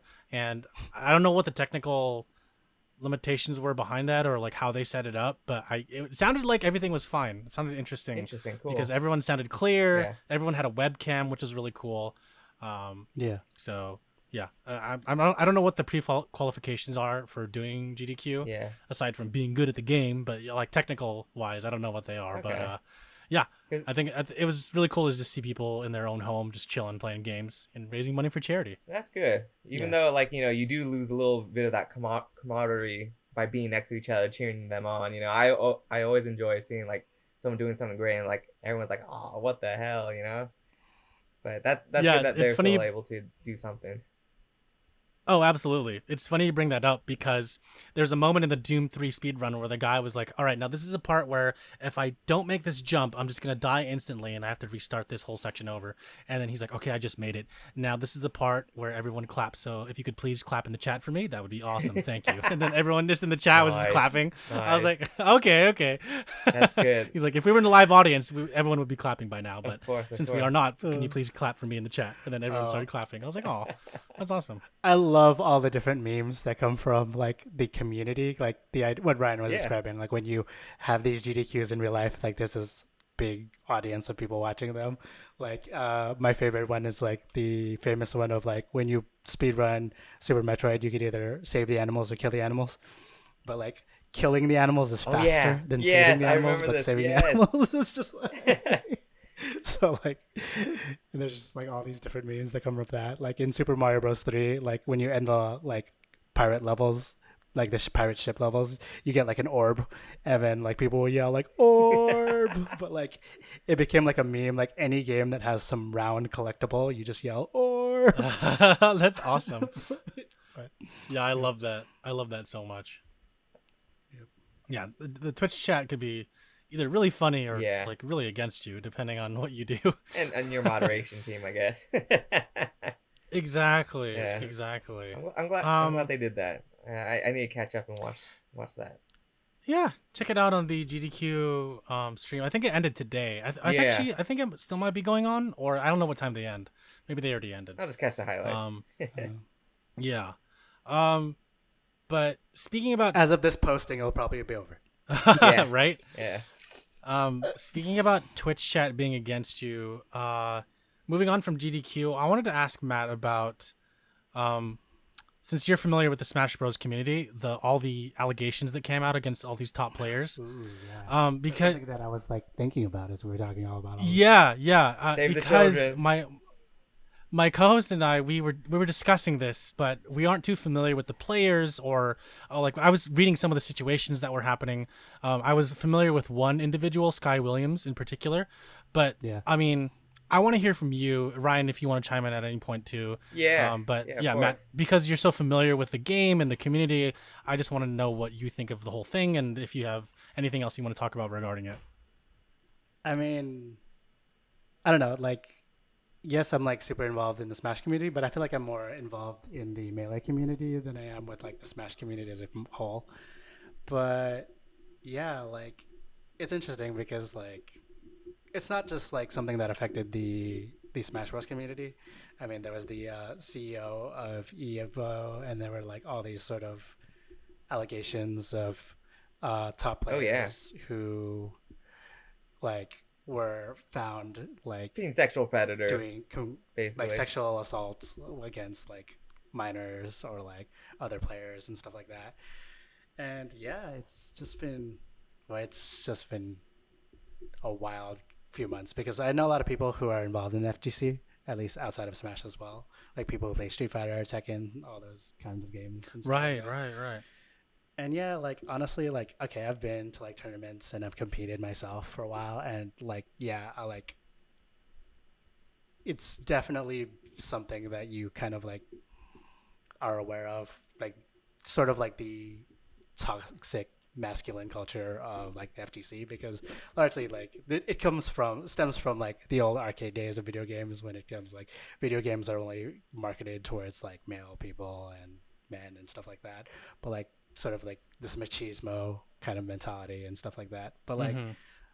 I don't know, it's just like yes, it's something that's been around, but it's also like some that doesn't mean it's something that we can condone or like allow to be a part of our community. Like I feel like a lot of people have the perspective, and I will say like myself have been like guilty of this like in the past as well, as the idea that oh, like if that's the way a community has always been, then like there's nothing you can really do about it. Like you can't really make a huge amount of change. But I feel like when we look at 2020 and kind of Uh-huh. like with like the BLM movement and like all sorts of like these different kind of like social things happening right now, like it's really like yeah, like a lot of us have to kind of realize that there are things that we can do and there is change that we can bring by like being involved and calling things out, because honestly like sometimes all of it takes is like calling things out, and then it will change someone's perspective. Maybe it might not change them like their perspective completely in that moment, but like at least it's like it might inspire someone else to call it out as well, but also like it could be planting seeds for like people to change their perspective. I remember us following this one smasher. His name is Leffen, who is like talking about like all these sorts of things, and it's so funny to me because he's considered like a villain in sort of like the Smash community because he's sort of had this bad attitude Ah, Oh yeah, like when it yeah, came to a yeah. a lot of stuff. heel. But like he was one of the few smashers who's openly like talking about all these like difficult subjects and stuff like that. But he was talking about how like yeah, a lot of people thought this was like a huge negative hit to like the fighting game community and like the Smash community and stuff like that. And like honestly, like it's a good thing. What happened to the victims and what happened is not. But like the idea that these were coming to light is a good thing, because honestly, like what sucks is the concept of thinking that there were all these top players who were getting away with it and making a profit off it, Like Oh Mm-hmm. yeah. they could be at the top, they could get paid, they could get sponsored, they could be sponsored by the people who are supporting both them as a gamer, but also the actions that they're taking, because they do the exact thing themselves. But also the idea that like people are getting like paid and like getting away with it, and the idea that these things are coming to light, like honestly, it's forcing a change in the gaming community, which I think is like a good thing, because like that's kind of how a lot of people see like 2020 is like this idea like it's forcing a change that people were uncomfortable or turning a blind eye to, but like now they're forced to like kind of like Confront it. buckle down, understand it, and Yeah. confront it. Yeah. So like, yeah, it's just like, I mean, it sucks, and my heart goes out to the people who have been affected. But at the same time, I'm glad that people have had the courage to come forth, and also I'm glad that things like the CEO has been like taken down, and like there's a bunch of these smashers and these fighting game players that aren't being sponsored anymore and stuff like that. And I'm just like, like sometimes things are ugly, but sometimes they got to be done. Right. But yeah, Well said, Matt. Yeah. Thank you. Yeah. yeah, I I agree with all your sentiments. Like, I don't know, where there's peace, there's pain, right? So it sucks. Like, what happened sucks, but if we could take steps now to make things better, I think that's for the best. yeah. Man. It's just weird to me to think like, man, like now we're really gonna go through a period, like a dry spell of like fighting games, which is something that I really love. I know like they're not the most profitable games, but like they're like to me one of the only things kind of still living from the old arcade days of gaming, which I absolutely love. Yeah, no, absolutely. Like I can't really name another genre like that that is akin to that style. So I'm just like hoping that, we can rebuild. That's Yeah. all I can really hope for now. Yeah. It's finally your remember going chance on to the, shine, Matt. It's time to become Be the beacon. be the beacon. That's the other thing I've been playing lately is that somebody was able to make Melee playable online now, and that's what I've been playing a lot of on my computer. Oh, how's My that? computer's just become a Melee machine. Oh, So nice. somebody developed rollback for Melee, Really? which is like delay-based netcode when you're playing like a fighting game is like I press a button, you press a button, but like until it reaches each other, it'll lag until we both receive that That's input cool. That's cool. and then remain playing. Whoa. But like delay-based netcode is what this guy developed. Was like if I press a button, my game will continue to run, so I still feel in control. And if my friend presses a button and like I didn't receive it yet, I'll get their input eventually, and then it'll teleport us to the where our game should be after both inputs were pressed. So it's this idea that it makes it feel natural. Oh, cool. Because my game doesn't stop. It's constantly running. Like it never stops. So it's like this it creates the illusion like we're playing locally, like I'm playing right next to them. And people have been like people have been like really like enjoying this because it's the idea of like I could play someone in Europe and it can feel flawless. Like as long as they're like connected to the internet with like a landline and like or like an Ethernet cable, and then like but like you could play people all over the world, and now it's the community has really changed into this era. Like if there was like a golden era of like Melee, which was back when the documentary came out, like now this is like a platinum era because now anyone of any level could play anyone at any We time. should have kept you That's Melee so cool. players offline. Yeah, like I could just sign in and randomly get God booted damn or like it. matched with someone like a top player Wow. Oh, Wow. God. and get experience against that top player. We gotta cancel this quarantine. This is not good. It's not good. But this also means that I could also end up on somebody's stream and be like, let me body this Yeah, scrub. I'm like, oh yeah. man, I'm that scrubbed. And they were like, let me body this scrub. You're like, oh, shit. Oh, man. Good with the bad. But do you like it? Do you like it so far? Is it good? Oh, it's amazing. It's better than any other Smash or any online fighting game experience I've had. Oh, cool. Like, Yeah. so I know a lot if of. this could get developed for more fighting games. Yeah, I know would there's an love it outcry because- to add that to more fighting games. I think like NetherRealm with their Mortal Because I've always been Kombat. wary of playing games online because there's always some sort of like imperfection to it, but there are imperfections to this. But like to me, I've always enjoyed the idea of playing in person because fighting games kind of require that Oh yeah. technical skill. But like Mhm. the idea that I could just play it, like honestly, like me and our friend Kevin, who's like now living like on the other side of the state. Like now we can just like play a match. Just like I could just hit him up on Discord, like you want to play some games, and we can play for like 2 hours. Like we're like sitting in the same room. It's wild. That's cool. Yeah, perfect thing for quarantine. Yeah, dude. Again, a renewed interest in video games everywhere. Oh yeah. Yeah, Just goes to show you. and this was a guy who like developed it in like 6 months. That's crazy. Like that. See, this is what we need. We will need more talented people who can code. All right, Matt. I'll leave it up to you. Yeah, Matt. No, I'm not a game coder. But if you can't build it, just go find them. Yeah, they will come. Yeah. This is a quintessential example of it. If it doesn't exist, I'm gonna make it myself. Like that's exactly what. it is. Yeah, exactly. That's amazing. Exactly. Yep. Cool, guys. All right, we're gonna move on to news now. Uh-oh. Do you have a news theme? So, no news theme. We have a beginning theme, a mid theme, and an end theme. but Really? We don't have I a mean, news I knew theme. that. Yeah. I knew that. I listened to the podcast all the Yeah. time. Shout out to Ryan Elder who made the Yep, music shout out to for us. Ryan Thanks Elder. again, man. Ryan Elder He music. made the music for He's got a cool name. he made the music for Rick and Morty. Yep. He made the opening theme. Yep. Oh, that's dope. Yeah. All right. So in news, Microsoft Flight Simulator was released. Fuck yeah. And it is the 11th iteration of Flight Simulator, but not Flight Sim 11. It is simply called Microsoft Flight Sim. That's so cool. For those that don't know, it's just a game where you simulate flying a real plane. There's like sticks you could buy in the akin of like playing racing sims. Full this throttle. is the same thing for planes. Yeah. And one of my favorite Twitch streamers / ex Rooster Teeth employee, his name is Bruce Green. He recently did a 16-hour stream from doing a flight from Dubai to Los Angeles International Airport in a real cockpit. Wow. I just want a little side note. You say Rooster Teeth, I say Funhouse. So. Yeah. I mean, they're the same thing. There's a difference. Funhouse There's a and difference. Rooster Teeth. Okay. I do love Funhouse. I watch all their videos every day. Thank you. They're one of my favorite YouTube channels. Me too. Ex Funhouse member Bruce Green. Yeah, he blew up a lot since then, so that's really cool. Cool. Yeah. I'm gonna leave that stream on tomorrow. I haven't started it yet, but it is in my queue. I'm gonna watch that whole flight. Yeah. Because like some Funhouse members appear, which is really funny.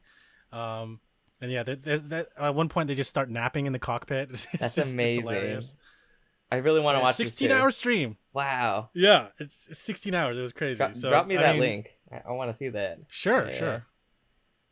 Other than that, like I don't really know anything about Microsoft Flight Simulator as a series, other than that it was started like 3 years before Windows was an official thing. Yeah. So, which is cool. I remember playing. We used to have an old flight simulator, and we had with our old computer maybe back in 2001 when it came with Windows ME. Do you guys remember that? It was disastrous. Oh, Millennium. Yeah. Oh my god. Yeah, but it came with Yes. it came with Flight Simulator, and we got the stick and everything. It was so cool. You know, it was like, of course, everything was all so the graphics were bad. You know, and there was like one big building, as compared to I Right. was looking at the trailer and stuff to this new one. It's like they got all the maps of the entire world, just like the topography is all like nice. You know, but it's a cool series just to chill in. And so I definitely understand, like, there's a lot of big enthusiasts. If you check out like their setup, they have like make it as close to a real, pilot simulation as possible. And they're just so much like a specialty hardware that they have. Their seat is an actual airplane jet seat. It's crazy to see, and it's good that a new one is finally coming out for those hardcore nerds into flight sims. Right? Yeah. It's like, I have friends who love flight Yeah. simulators. Yeah. I mean, I feel like Gus Sorolla from Rooster Teeth also has like that kind of setup. Yeah. Because he's like super into those sims. This is like one of the longest lasting franchises, like gaming franchises in the world. Oh yeah. Because it started like in the 80s and up until now, and they've had like, I wouldn't say consistent, but like semi-consistent releases. So that's really cool. Yeah. I have some details behind it. The Microsoft used Bing Maps to scan like the Earth basically, Yep, and shout they out have to like Bing. petabytes.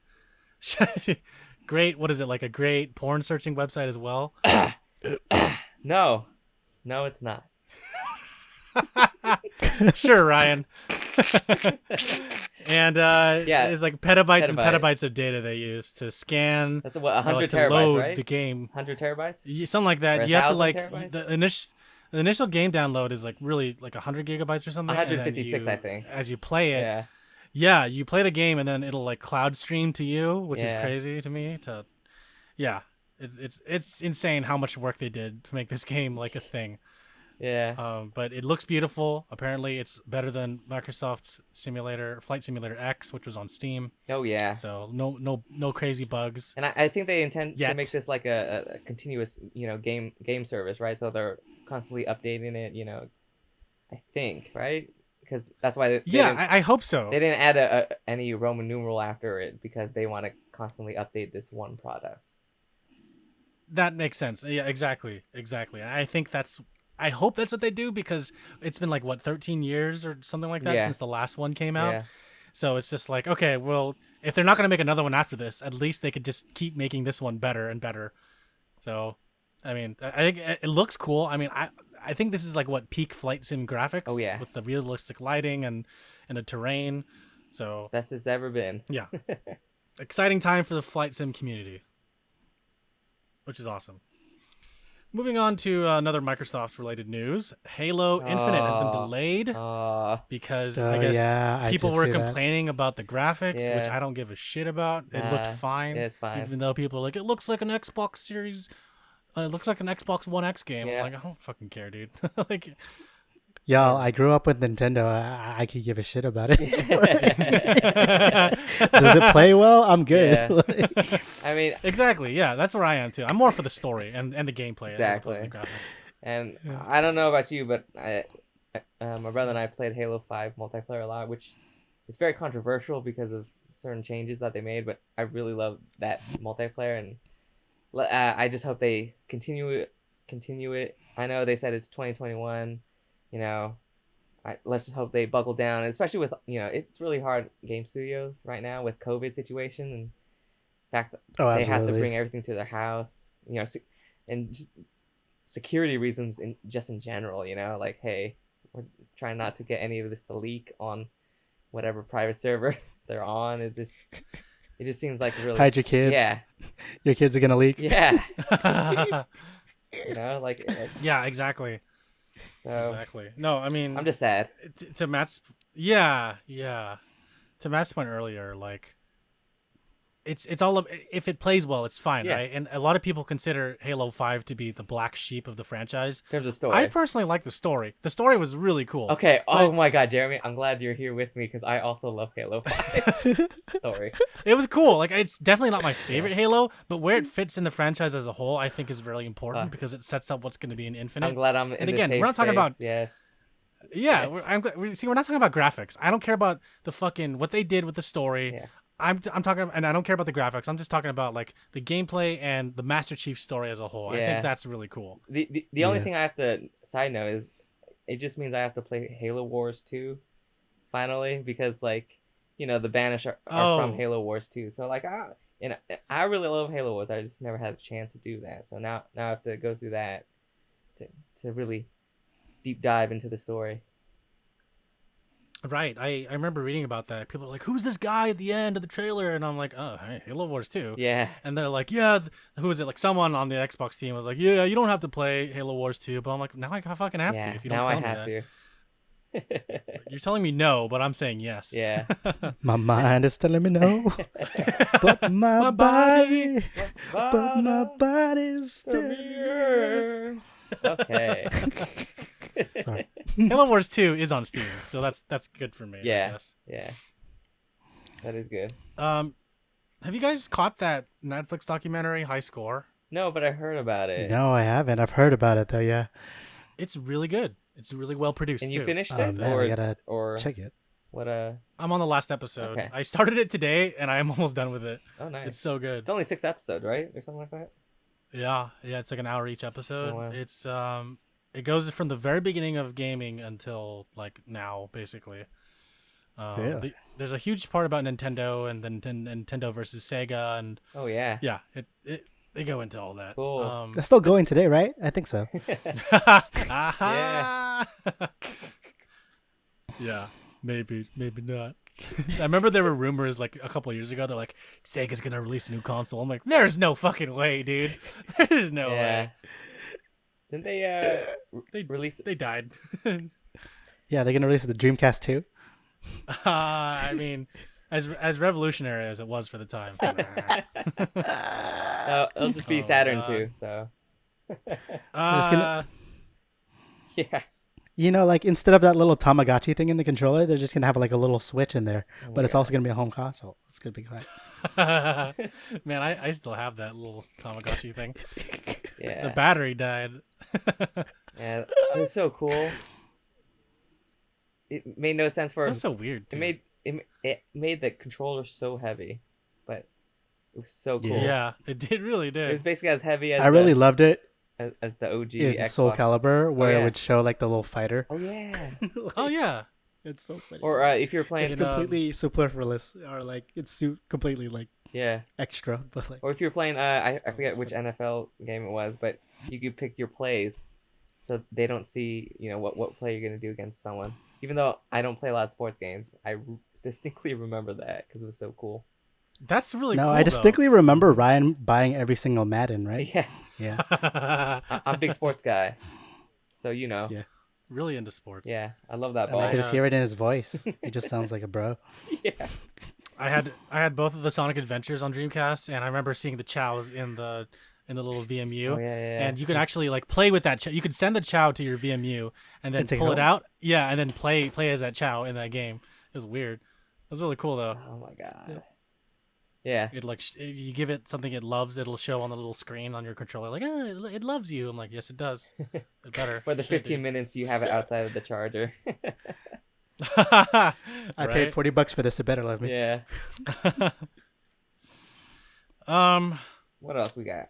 Oculus Gaming Oh, yeah. is requiring you to have a Facebook login now, and this is frustrating a lot of gamers that own Oculus because they tried to avoid having a Facebook account. And Oculus has said in the past they would never allow you to have a Facebook account to log in. But of course, once Oculus was bought out by Facebook, Yeah. Facebook can do anything they want. They're a multi-billion-dollar company. They're course. going to go against whatever word that the first creator ever said. So, and he left the company too, like a long time ago. Do you have But VR? yeah, it's Do you have a VR device? Anyone? I don't. I want to just to play Half-Life Alyx, so I Yeah. can't really justify getting one to play one game. Yeah. I know. Eventually. How I feel about the PS4.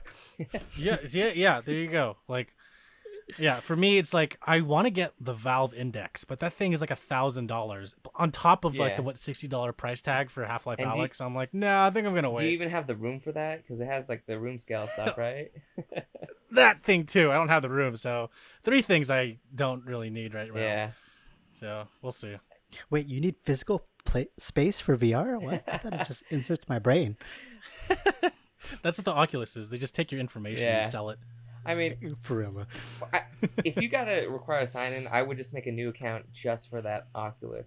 You know? Yeah, like a burner account. Yeah. It's. Just make it a Zark Muckerberg, Yeah. and then just make that. I work at Bookface. You know? Yeah, but yeah, it is There you go. frustrating. It's like why do you even need to be signed in? I mean, of course they're gonna try to get all the analytics. Did they not realize Right. we game so that we could be anonymous? Yeah, Like, we don't want to be known in society. yeah. It Right? yeah. But then how am I going to chat with my friends on Facebook Messenger? I need an account. Yeah, don't worry. Once they integrate that with Instagram Messenger and all that, you'll be good. Oh, And gosh. WhatsApp. Oh my god. That's such a good idea. We're writing it down. No, they are doing that. They're I can wait for people to slide into my Oculus. they're slowly Oh, God. implementing that in waves right now. So get ready. Oh god. Okay. Get- Well, I don't care at this point. Whatever, dude. They already know where I live. Yeah, I mean, do you Um, have your Facebook and Instagram connected, or do you keep it separate? I think so. I did it like back when I got both of those accounts. Yeah. So probably. Yeah, I disconnected that a while ago, but yeah, for the longest time it was all connected. Oh, Yeah. yeah. Well, I mean, I have a buddy who has an Oculus. I have 2 buddies who have Oculuses, but they don't really care. They're just like, we're just playing it for the games, because the Oculus is an all-in-one software tool. Yeah. You don't need a computer to play the games because everything is already built into the headset, Mhm. which I think is really cool. And if you want to play PC games, they have a separate streaming app, but you have to have a really good internet connection for that. That you plug into your computer. So I could see how Oculus could be a really good It's tool the for Oculus Link or something, right? It's the Oculus Quest, Quest is that's the right. one. Yeah. Yeah, and it's affordable too. Like what? There's like $300, $400, $500 yeah. for that, and it's not bad. I mean, it's a VR headset at the end of the day. So if you want to play games like Beat Saber, it's a good indoor workout. Yeah. I think that's really cool. But if you really care about your data being stolen, then probably don't buy it. Like, I thought about getting an Oculus Quest, but then I was like, I don't have, because you don't need like the things to set up the room for. Yeah. You just need that and the joystick. So for me, I was like, oh, that's interesting. But then I realized I couldn't play Half-Life Alyx on it because I need to have 1, a good internet connection, and 2, a good enough PC. But my PC is like 6 years old now, so it's getting to the point where I'm like, maybe upgrading is going to be a good idea with like Nvidia going to release their new graphics cards, rumored to be at the end of this year. Everything will go down in price. The 4040, stuff. what's it called? Right? Because they had the The, 3000 series already. Yeah, that's the new one that's coming Okay. out, the Nvidia 3080. Yeah, 3080. The That's new right. cards. Yeah, so Get that ray that's tracing, my boy. whole spiel. I know, right? They're supposed to be like, oh, the RTX cards are gonna have really good ray tracing. But like people are saying it's not real ray tracing. But I'm like, but they're gonna be cheaper. I don't really care. Yeah. Fuck ray tracing, dude. I'm just like, whatever, man. I just want to play. I just want to play games, man. I just want to play games. I'm about to play like old stuff on GOG. But I just want to look at 20 it. years old. I don't want to play. I want to look at games. You know. Just run the benchmark and then just return the game. Yeah. Steam refund, please. Yeah. Yeah. Well, Facebook sucks as always, as we know. Yeah. Another tragic Facebook story. Oh my gosh. It Call of sounds Duty it sounds like the tragic Disney stories. Oh God. Yeah, have you guys ever? I've been watching like a lot of fights in Disneyland. Have you guys ever seen those videos of people like fighting in Disneyland? People are in Disneyland right now. Oh no, I mean like these are I'm old just videos. joking. Not. I mean there are people in like Florida, like in Disneyland, Florida. Rest in peace to Disneyland. those yeah, I Florida forgot. people. Gosh. I mean, You're I'm doing not gonna us. hear from them ever again. Yeah. Yeah. I've seen a couple crazy fights on YouTube. You know, older fights. It's crazy because then they have the security try to break it up and whatnot. And it's like usually over the dumbest thing, you know. Yeah, and they can't touch you because then it'll like you could sue them. Exactly. So they have to like hand motion wave you. Yeah. Like you can't do that, you know. Oh my gosh. It's ridiculous. It makes me feel sad about humans when I watch those fights. I don't know why I keep 2020 makes me feel that way. Working in customer service makes me feel that way. Just I mean, that's meeting basically- people on a daily basis makes me feel that way. Yeah. Basically what those security guards are at Disneyland. The ultimate customer Right? service. Yeah. They're like, we don't get paid enough for this shit. And they don't. A couple more things in news. Yeah. Call of Duty Black Ops Cold War got a teaser trailer yeah. that's gonna have a full reveal on August 26th. It's supposed to be based on real events. That's Of course, hella soon. Yeah, right. Like 3 days from the recording of this podcast. Yep. But like, yeah, I'm sure some things will be embellished with the story. I'm curious since like it's called Black Ops, but I don't know how it's gonna fit into the timeline. If it's gonna be its own thing. Black Ops 1 and 2 already dealt with the Cold War, so I'm a bit confused. You know, right? This is where you sit at a desk and you stamp papers and you answer phones. Oh yeah. Yeah, it's interesting. You know, the Call of Duty train never stops. Every year, you know, you're gonna get one, regardless of the quality. It's honestly like 2K or like Madden at this point. Mm-hmm. FIFA. And- We just know you're gonna get one. Assassin's Creed used to be on that boat too, and they're like, we can't keep doing this. Yeah, we already have 6 studios Yearly releases. outsourced to 1,000 people. You know, we can only do so See, much. that's where Call of Duty. That's where they got it right. They had like what they have Infinity Ward, Sledgehammer Games, Treyarch, all working on all these fucking like Call of Duty games, and they all have their own like specific franchises. Like Sledgehammer had World War II. Infinity Ward has the Modern Warfare games, and Treyarch has the Black Ops series. It's an interesting like overall take on this franchise because you never thought that this would ever happen, but they're literally doing like what the Marvel Cinematic Universe does. It's like just cranking out movies, you know, and they're just cranking out games every single year. You're gonna get one. It's like wow, who's playing Call of Duty 4 now? Like no one's playing it. They're all playing the remakes. They're all playing the remasters, the new ones. It's like they become obsolete the moment a new one is announced. Yeah, but the it's thing crazy. is, it's crazy because there's still hardcore dedicated people on individual. Versions of the Yeah, game. because I was looking at Xbox Live, Black Ops 2.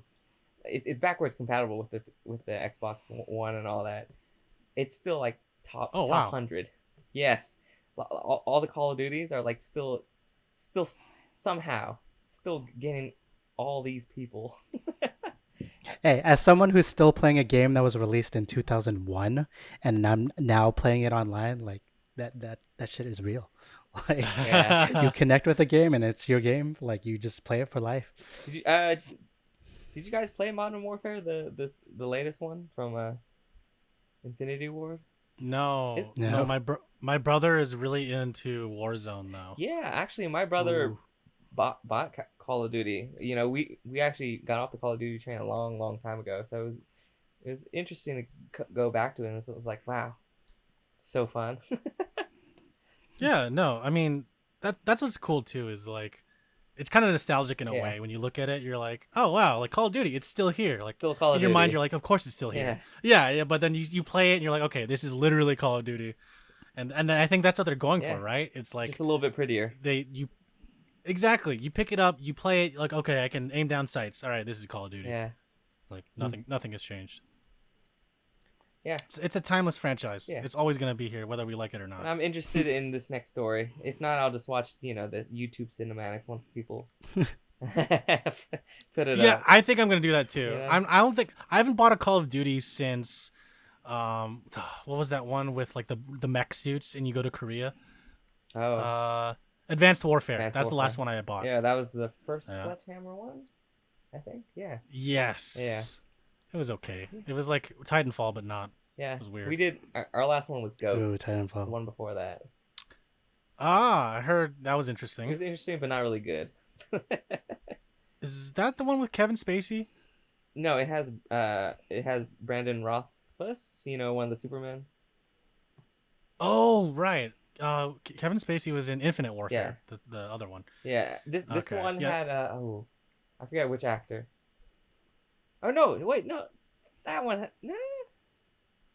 no, Infinite Warfare had the dude from Game of Thrones, I think, and I think Which dude from Game of Thrones?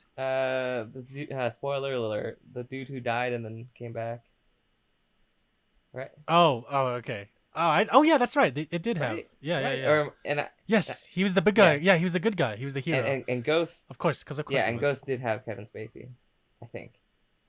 Maybe? I don't remember. Okay. No. Advanced Warfare had... who cares? They always have one big actor. Yeah. It doesn't matter. That's what's really cool is that they photo scan a real actor into like either the zombies or the main campaign, No one else. which is awesome. Just that one person. Right? Or they had like John Malkovich and they had for the like zombies. a couple other famous actors. That's right. Yeah, for the zombies campaigns, they always have up to like 4 famous actors. The which Hollywood is really thing. cool. Yeah. Yeah, it's awesome. I think it's really cool. It encourages people to play it. It encourages actors to be in it. Yeah, for free, for a good amount of money. Yeah. Before this podcast started, Ron, you mentioned the Batman trailer and the Wonder Woman trailer. yeah. I saw both. Okay. And those were awesome. Yes. Oh God, I can't wait. Arpat, the god. I didn't really. I read. Yeah. I didn't. Go ahead. I Go on. didn't Sorry, really. I cut you off. I didn't really catch the DC fandom live because I was out, but just catching up on the reactions to trailers, like people were surprised to see Arpat's just looking so good as Batman, and that I already had faith in him because I'm a as everyone knows, I'm a big Twilight fan. Right. Yeah. Yeah. I Fun fact about Ryan: he loves Twilight, and not in an ironic way. He actually does like it. He actually does like Third it. movie's the best. Anyway, He's a legitimately great actor. I forget there's this movie with him and I forget who, but they're like basically two men like going out to sea on a boat. The Lighthouse. And that is a phenomenal phenomenal The movie. Lighthouse. Oh with, yes. He's a great actor. Yeah. As someone who doesn't really care for Twilight, like honestly, I think he's gonna be great. Yeah. I like watching the interviews with him on YouTube where it's like compilations of him shitting on Twilight. I know. I love that. Those are my favorite Yeah. too. I love it. He's like, It's like, say, what do you think about Twilight now that it's wrapped? He's like, next question. It's like, oh shit. Yeah. Next question. Yeah. It's But so man, good. Man, the trailer. Let's talk about the trailer. Yeah, he looks so good, and Yeah. I like the gritty part of it. One fun fact about it is that I realized, and I read later, that they actually removed all references to the DCEU because I think Good. I think DC is starting to realize that their shared universe isn't going to be what Marvel's is. Yeah. So they're just like, all right, so Wonder Woman, Aquaman 2. But I also think of like films like Joker and stuff like that. I think they'll do phenomenal if they keep pumping out like really good standalone films, And because I then you think- don't have to worry about it weaving Yeah. together. You know, Exactly. you just Yeah. focus on making a genuinely good film. Like, But then they're gonna make sequels. Like they're already making a sequel to Joker, which I don't want them to. I want them to keep it a separate movie. Yeah. But the money But money. and then war. but the idea that exactly. they don't have to weave every individual thing Yeah. together is I think an idea that one of I'm the glad quotes from one of they're one of the producers said, "Hey, different universes but same multiverse," which I guess is a fun way to sidestep all that the bullshit from certain movies. Even though I enjoy the bullshit, Yeah. me See, like they didn't have a Kevin Feige to wrap it all together, so they're just like, we're gonna make up bullshit excuses Yeah. like it's multiverse, multiverse. But yeah, right? God, yeah, And that's okay. I mean, the trailer was really cool overall. I'm yeah. excited. Year for the two movie. Batman. He looks so good, man. His jawline. His armor looks awesome. Yeah, his eyeshadow. Dreamy. Oh yeah, the part. Yeah, his Unlike stare, the PS, unlike the PS5, it actually good design. Oh damn. Yeah. Shots fired. That's hella funny. Yeah. Got him. Yeah, I'm really interested. I like Paul Dano, so I can't wait to see his take on the Riddler. He usually plays really shitty people in a lot of movies. People to hate. Okay. And I love that. No offense. He looks like someone that people hate. Yes. Like he just looks Yes. like that guy. And he he plays that embraced it. part so well. He embraced it, and we love him for it. Yeah, he's great. He's a fantastic actor too. Who doesn't get enough recognition, Yeah. I think. Yeah. So, There Will Be Blood. But Classic. I don't know. I don't think anyone could beat Frank Gorshin as the Riddler. I think that's a timeless performance. God. That's a tough act to follow. I don't know. Jim Carrey, give him the run for the money. I don't know, man. What about Arnold Schwarzenegger as Mr. Freeze? That was a good role too. Chill. Or Samuel Jackson as, or no, not Samuel Jackson. Jimmy Fox as Electro. Yeah. So good. Oh my god. Oh. Yeah. Who's that? Jeffrey Wright as Gordon, right? Is that the actor's name? Oh, he looks. Oh my Yeah. god. Jeffrey Wright as Gordon is awesome. Yeah. I love that dude. I love that actor in general. So it's great. Yeah. I'm a huge fan of Westworld, so I watched it for him. He's so cool. Okay, cool. Yeah, I still haven't watched Westworld. Side note. I haven't either. Check it out. Okay. Keep getting You guys- recommended. Yeah. I'll get to it eventually. Highly recommend. Please check it out. Jeffrey Wright is awesome. I also liked Jeffrey Wright as Felix Leiter Yes, in and the Bond. Daniel Oh my Craig God, James Bond yeah. movies. Yes, he's so good. Yeah, I'm glad that he's Oh. coming back. Because I missed him in the last two, right? Because his last one was a Casino. No, it was what was Quantum of Solace? Yeah, in the bar scene. Yeah, and he wasn't in any of the other I know. ones. Yeah, exactly. that bar And scene. but he's gonna be in the new I one. know. Oh So yes. He'll be in the new one. Thankfully, he'll be in the new one. Best American Bud friend. I'm a secret agent like you, but you never see me do things Yeah. because I'm off screen all the I'm time. American. Yeah. Check out my cool accent. Yeah. Yeah, and then But yeah, the trailer overall was really good. It was really gritty and stark compared to the Wonder Woman trailer, which we'll get Mhm. into. But the Batman trailer, I thought, set up a really good precedence for what it's going to be. Yeah. There's no release date; it just says 2021 and in question marks, which is really cool. yeah, that was a nice tease. Like, hey, let's hope everything's cool by next year, right, guys? Right? What does production even look like today for a film? I'm curious. So the third Jurassic World movie stopped production, and then they started resuming. And apparently, they're filming in London, or was it Canada? But they spent $9 million on testing everyone every day, like hotels. Everyone has their own individual hotel room, so they like rented out an entire hotel just for the Big or old the bubble. cast and Yeah. crew. Yeah. literally just for the cast and crew. When they're shooting a scene, only specific people like the DP, the director, the cast, and specific crew members can be together without masks on, because of course, why would you wear a mask in a shot? It's as an basically actor? like how the NBA is right now, where it's just like everybody is Yeah. quarantined In the bubble. to this film. Exactly. And if you're not part of the principal cast, you have to wear a mask. Yeah. So I feel like Universal is setting a precedence for what productions are and should be for like maintaining health and safety standards in this quarantine. So there's still movies filming. They just have to be very careful and follow procedure. That's wild to me. Yeah, I think I read Yeah, that right? that most of the Batman will now be filmed in basically sound stages to better facilitate that. So unfortunately, we won't get a That's lot cool. more of the outside scene. I guess they'll just CG it, but like hopefully they did get enough outside shots to make it look nice. Or maybe they can do what they did in The Mandalorian with those giant Oh, yeah. like LED screens that have like Yeah. Unreal Engine 4 running. That was so cool. That was so Yeah, cool. tight. Fuck. Ugh. But maybe they'll use that technology. Who knows? Yeah. So let's hope everything goes good for the Batman because I'm excited. Yeah. Yeah. Wonder Woman, on the other hand, looks awesome still, like just like the first movie. I think this is gonna do well. Nice and colorful. Yeah. I really enjoyed A lot that. of story-driven elements in the second trailer. Yeah. A lot more Kristen Wiig, which is really yeah. Yeah. You saw she plays what, Chitara? cool. Yes, Cheetah or something Cheetah. like that. I forget her name. I'm not too familiar with DC heroes Oh, and villains. yeah. I mean, she was definitely her character was definitely big in like the Justice League animated series as one of the mainstay villains. Yeah, my breath of a lot of DC is literally just that show. Yeah. And Batman the Animated Series. Exactly.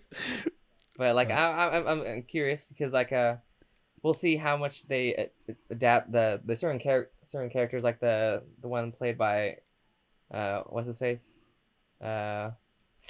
main villain, I guess. What is the Mandalorian? what is his name? Oh yeah. Yeah, Pedro Pascal. Right?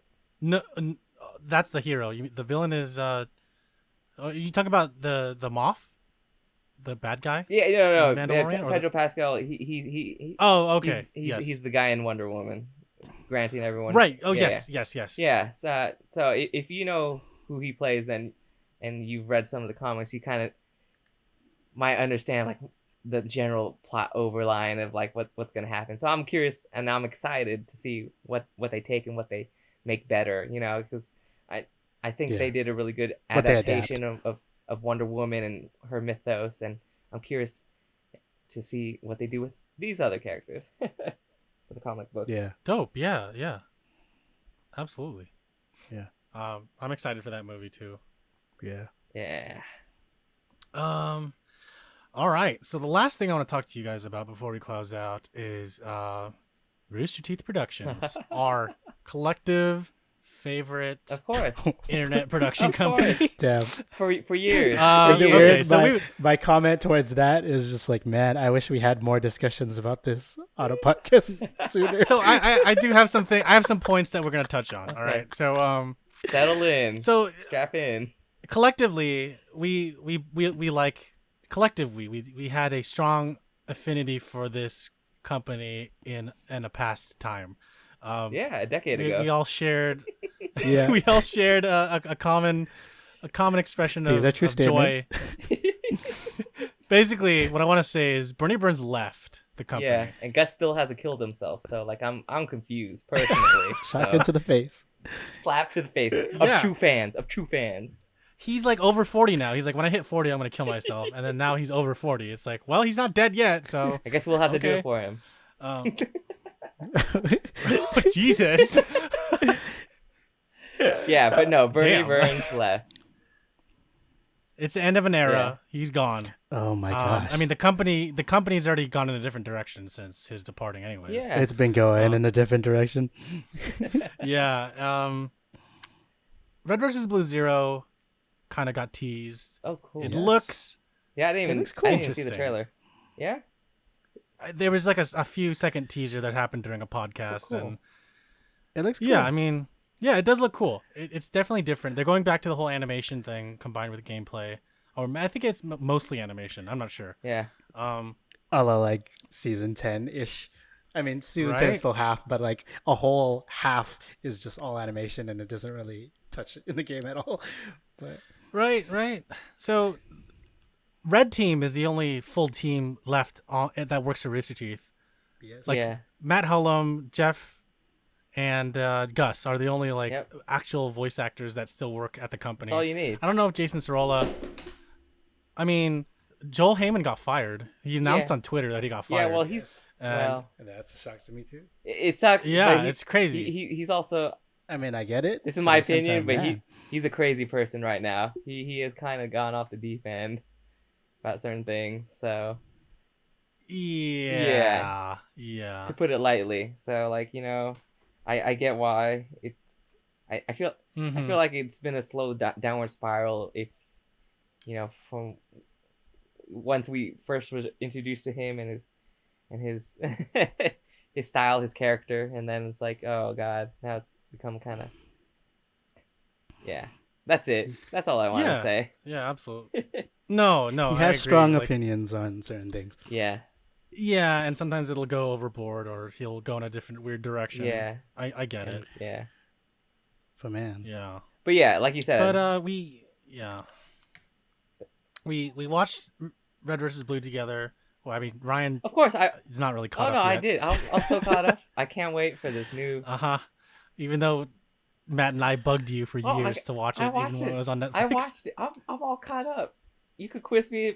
Okay. I finally watched Community, but not because of your DVDs. God I damn watched it on Hulu. God damn. Because by the time I got a chance to watch it, it was on Hulu again. God damn it. I also finally watched Community. God damn because it. was I've been fun. telling people. It was trending for years. recently. So yeah. You could have saved the show. God It's damn good. it. It's okay. Waiting for that movie now. That's right. Thank you. My favorite episodes is that paintball episode. Yeah. Oh, those are so good. Anyways, but oh man. enough of Hulu. Yeah. Enough Hulu. But Yeah. Booster T. yeah. So we watched the shorts for a while, and they were really good. Mhm. The recent shorts, I think, kind of fall off in quality. Are they still live but action? They're Or just very poorly written. They're just not. They're not even like using. I don't know. I think one of the things that made the old short strong was not only the writing, but because like you cared about like the yeah. people who were in it. Also, Because they were like it was a usually smaller either the group. founding fathers. Yeah. And it was a smaller group. Yeah. I remember Like- back then you could probably name everybody at Rooster Teeth, and now it's just kind of a 'Cause lot of it's a people have big-ass come and company now. left, and it's a Yeah. big ass company. Like, You know. Yeah.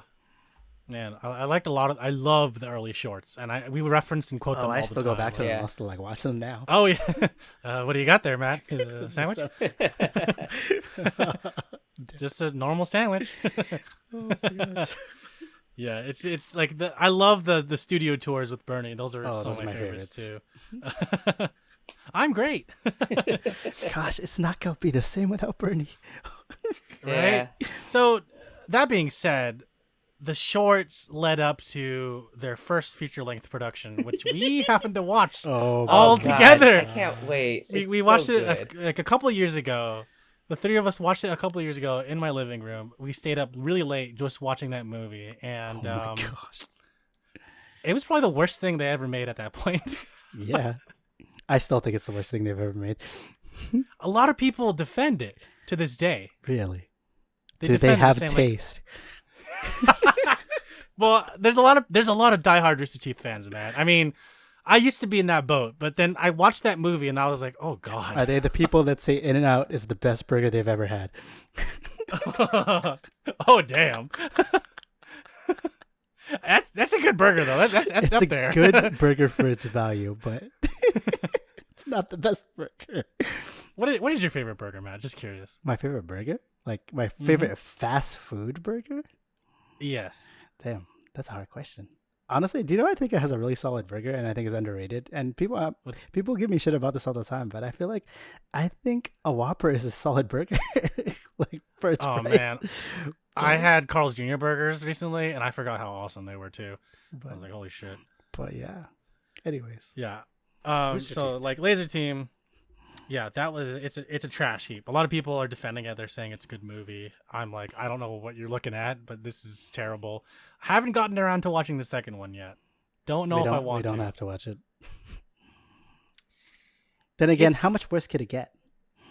You know, that's true. Like a third one didn't come out, so I guess not much worse. That's And I didn't watch. Well, I feel the same way about Ruby too. It's like true. Oh, the Ruby's show awful. is Okay. yeah. It's hard for me to choose which is their worst production is Ruby or See, I constantly go back to the idea like, man, I wonder what Ruby would have been if Monty had still been alive. Like I wonder that too. You know, I really wonder that, and I feel like Ruby right now is trying to be what Monty wanted it to be, but they can't do that. because Ruby was like subpar writing with amazing action, and then it became subpar writing with subpar action. You know what I mean? It's just like there was nothing there anymore. Yeah, yeah. And I know like Monty had all these ideas for world building and this whole like overarching story, but like, oh man, I don't know what's worse. Laser Team. What makes Laser Team really, really bad is not even just like the movie itself, but it was a crowd-funded movie, and a lot of people like wanted it to deliver, and some people arguably think that it did deliver, but man, there's so many people who are just like felt like their money was wasted with that movie. Yeah. I talked to a bunch of people. Yeah. But I feel that way too. I mean, I didn't pay any money for it, but I just felt either, like I was cheated from a movie. Yeah. I mean, that's kind of, I felt cheated from Ukulele. I put money in that. Oh, I put money towards that. I put money in that. I put money in that Mega Man reboot. Mighty Number 9. Ooh. Its sequels ended up being good, but that first game is the one I put money towards, and it was terrible.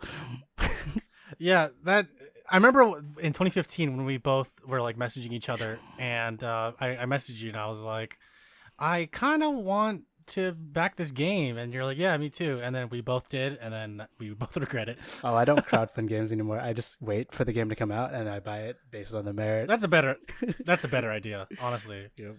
Ryan, have you ever crowdfunded a game, Ryan? Have I ever what? Like crowdfunded a game? Like if there was like a what do you call it? Like no, a GoFundMe or something. I get real antsy because I don't have a lot of money. So that's fair. That's fair. Yeah, I have never done that. I've always considered it, especially when like maybe like some board games, right? There's always a cool board game that I'm always interested in, but I just don't trust it. That's fair. I mean, I was telling Matt that we both backed Ukulele in 2015 when it was first announced. Oh my god! And we got the game, and we were like severely disappointed by it. Yep. So I mean, it is what it is, right? So yeah, I have the game. I don't want to play it, but I heard the Impossible Lair. I played its sequel, and that was my follow-up question. Did you get? Oh my god! Which is what the heck? Which is how I feel about Mighty Number 9. Like the one I funded was bad, and then the sequel. I heard it's good. Really bad. I mean, really good, but really hard. But I'm also just like, why don't you just deliver the first time when I give you my money?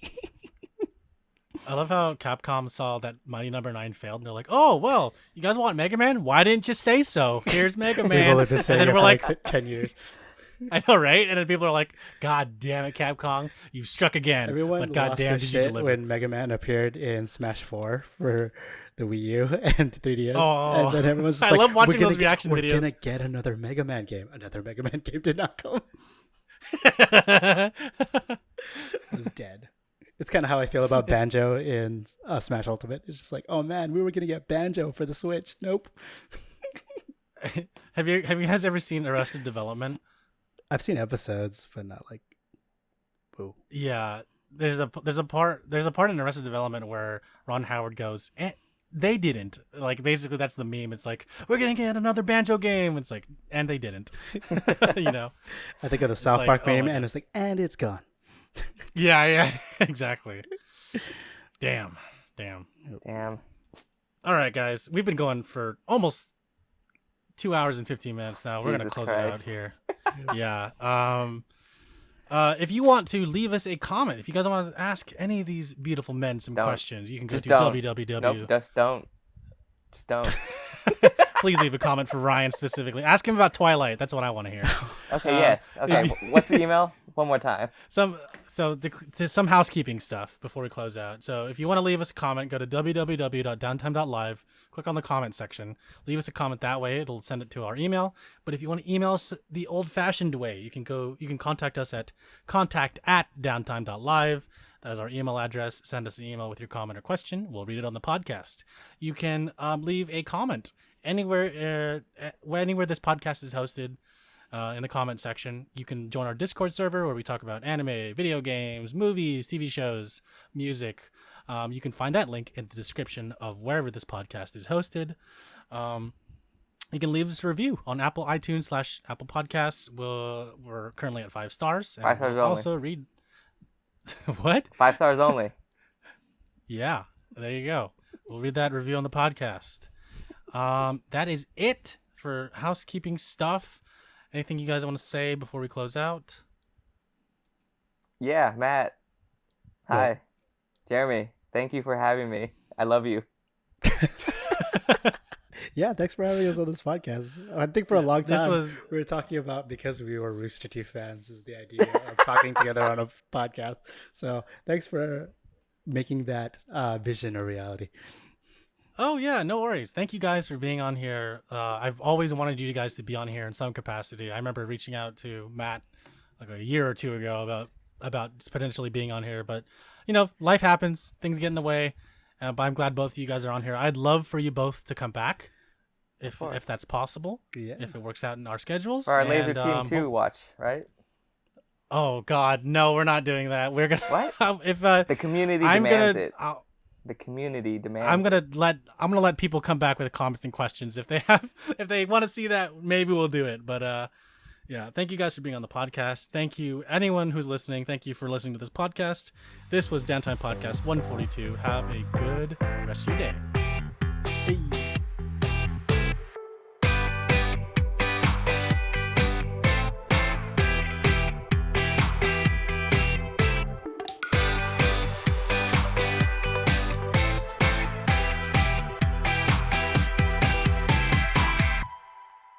And then outro music, right? All right, you can stop recording now. Shout outs to Ryan and his music.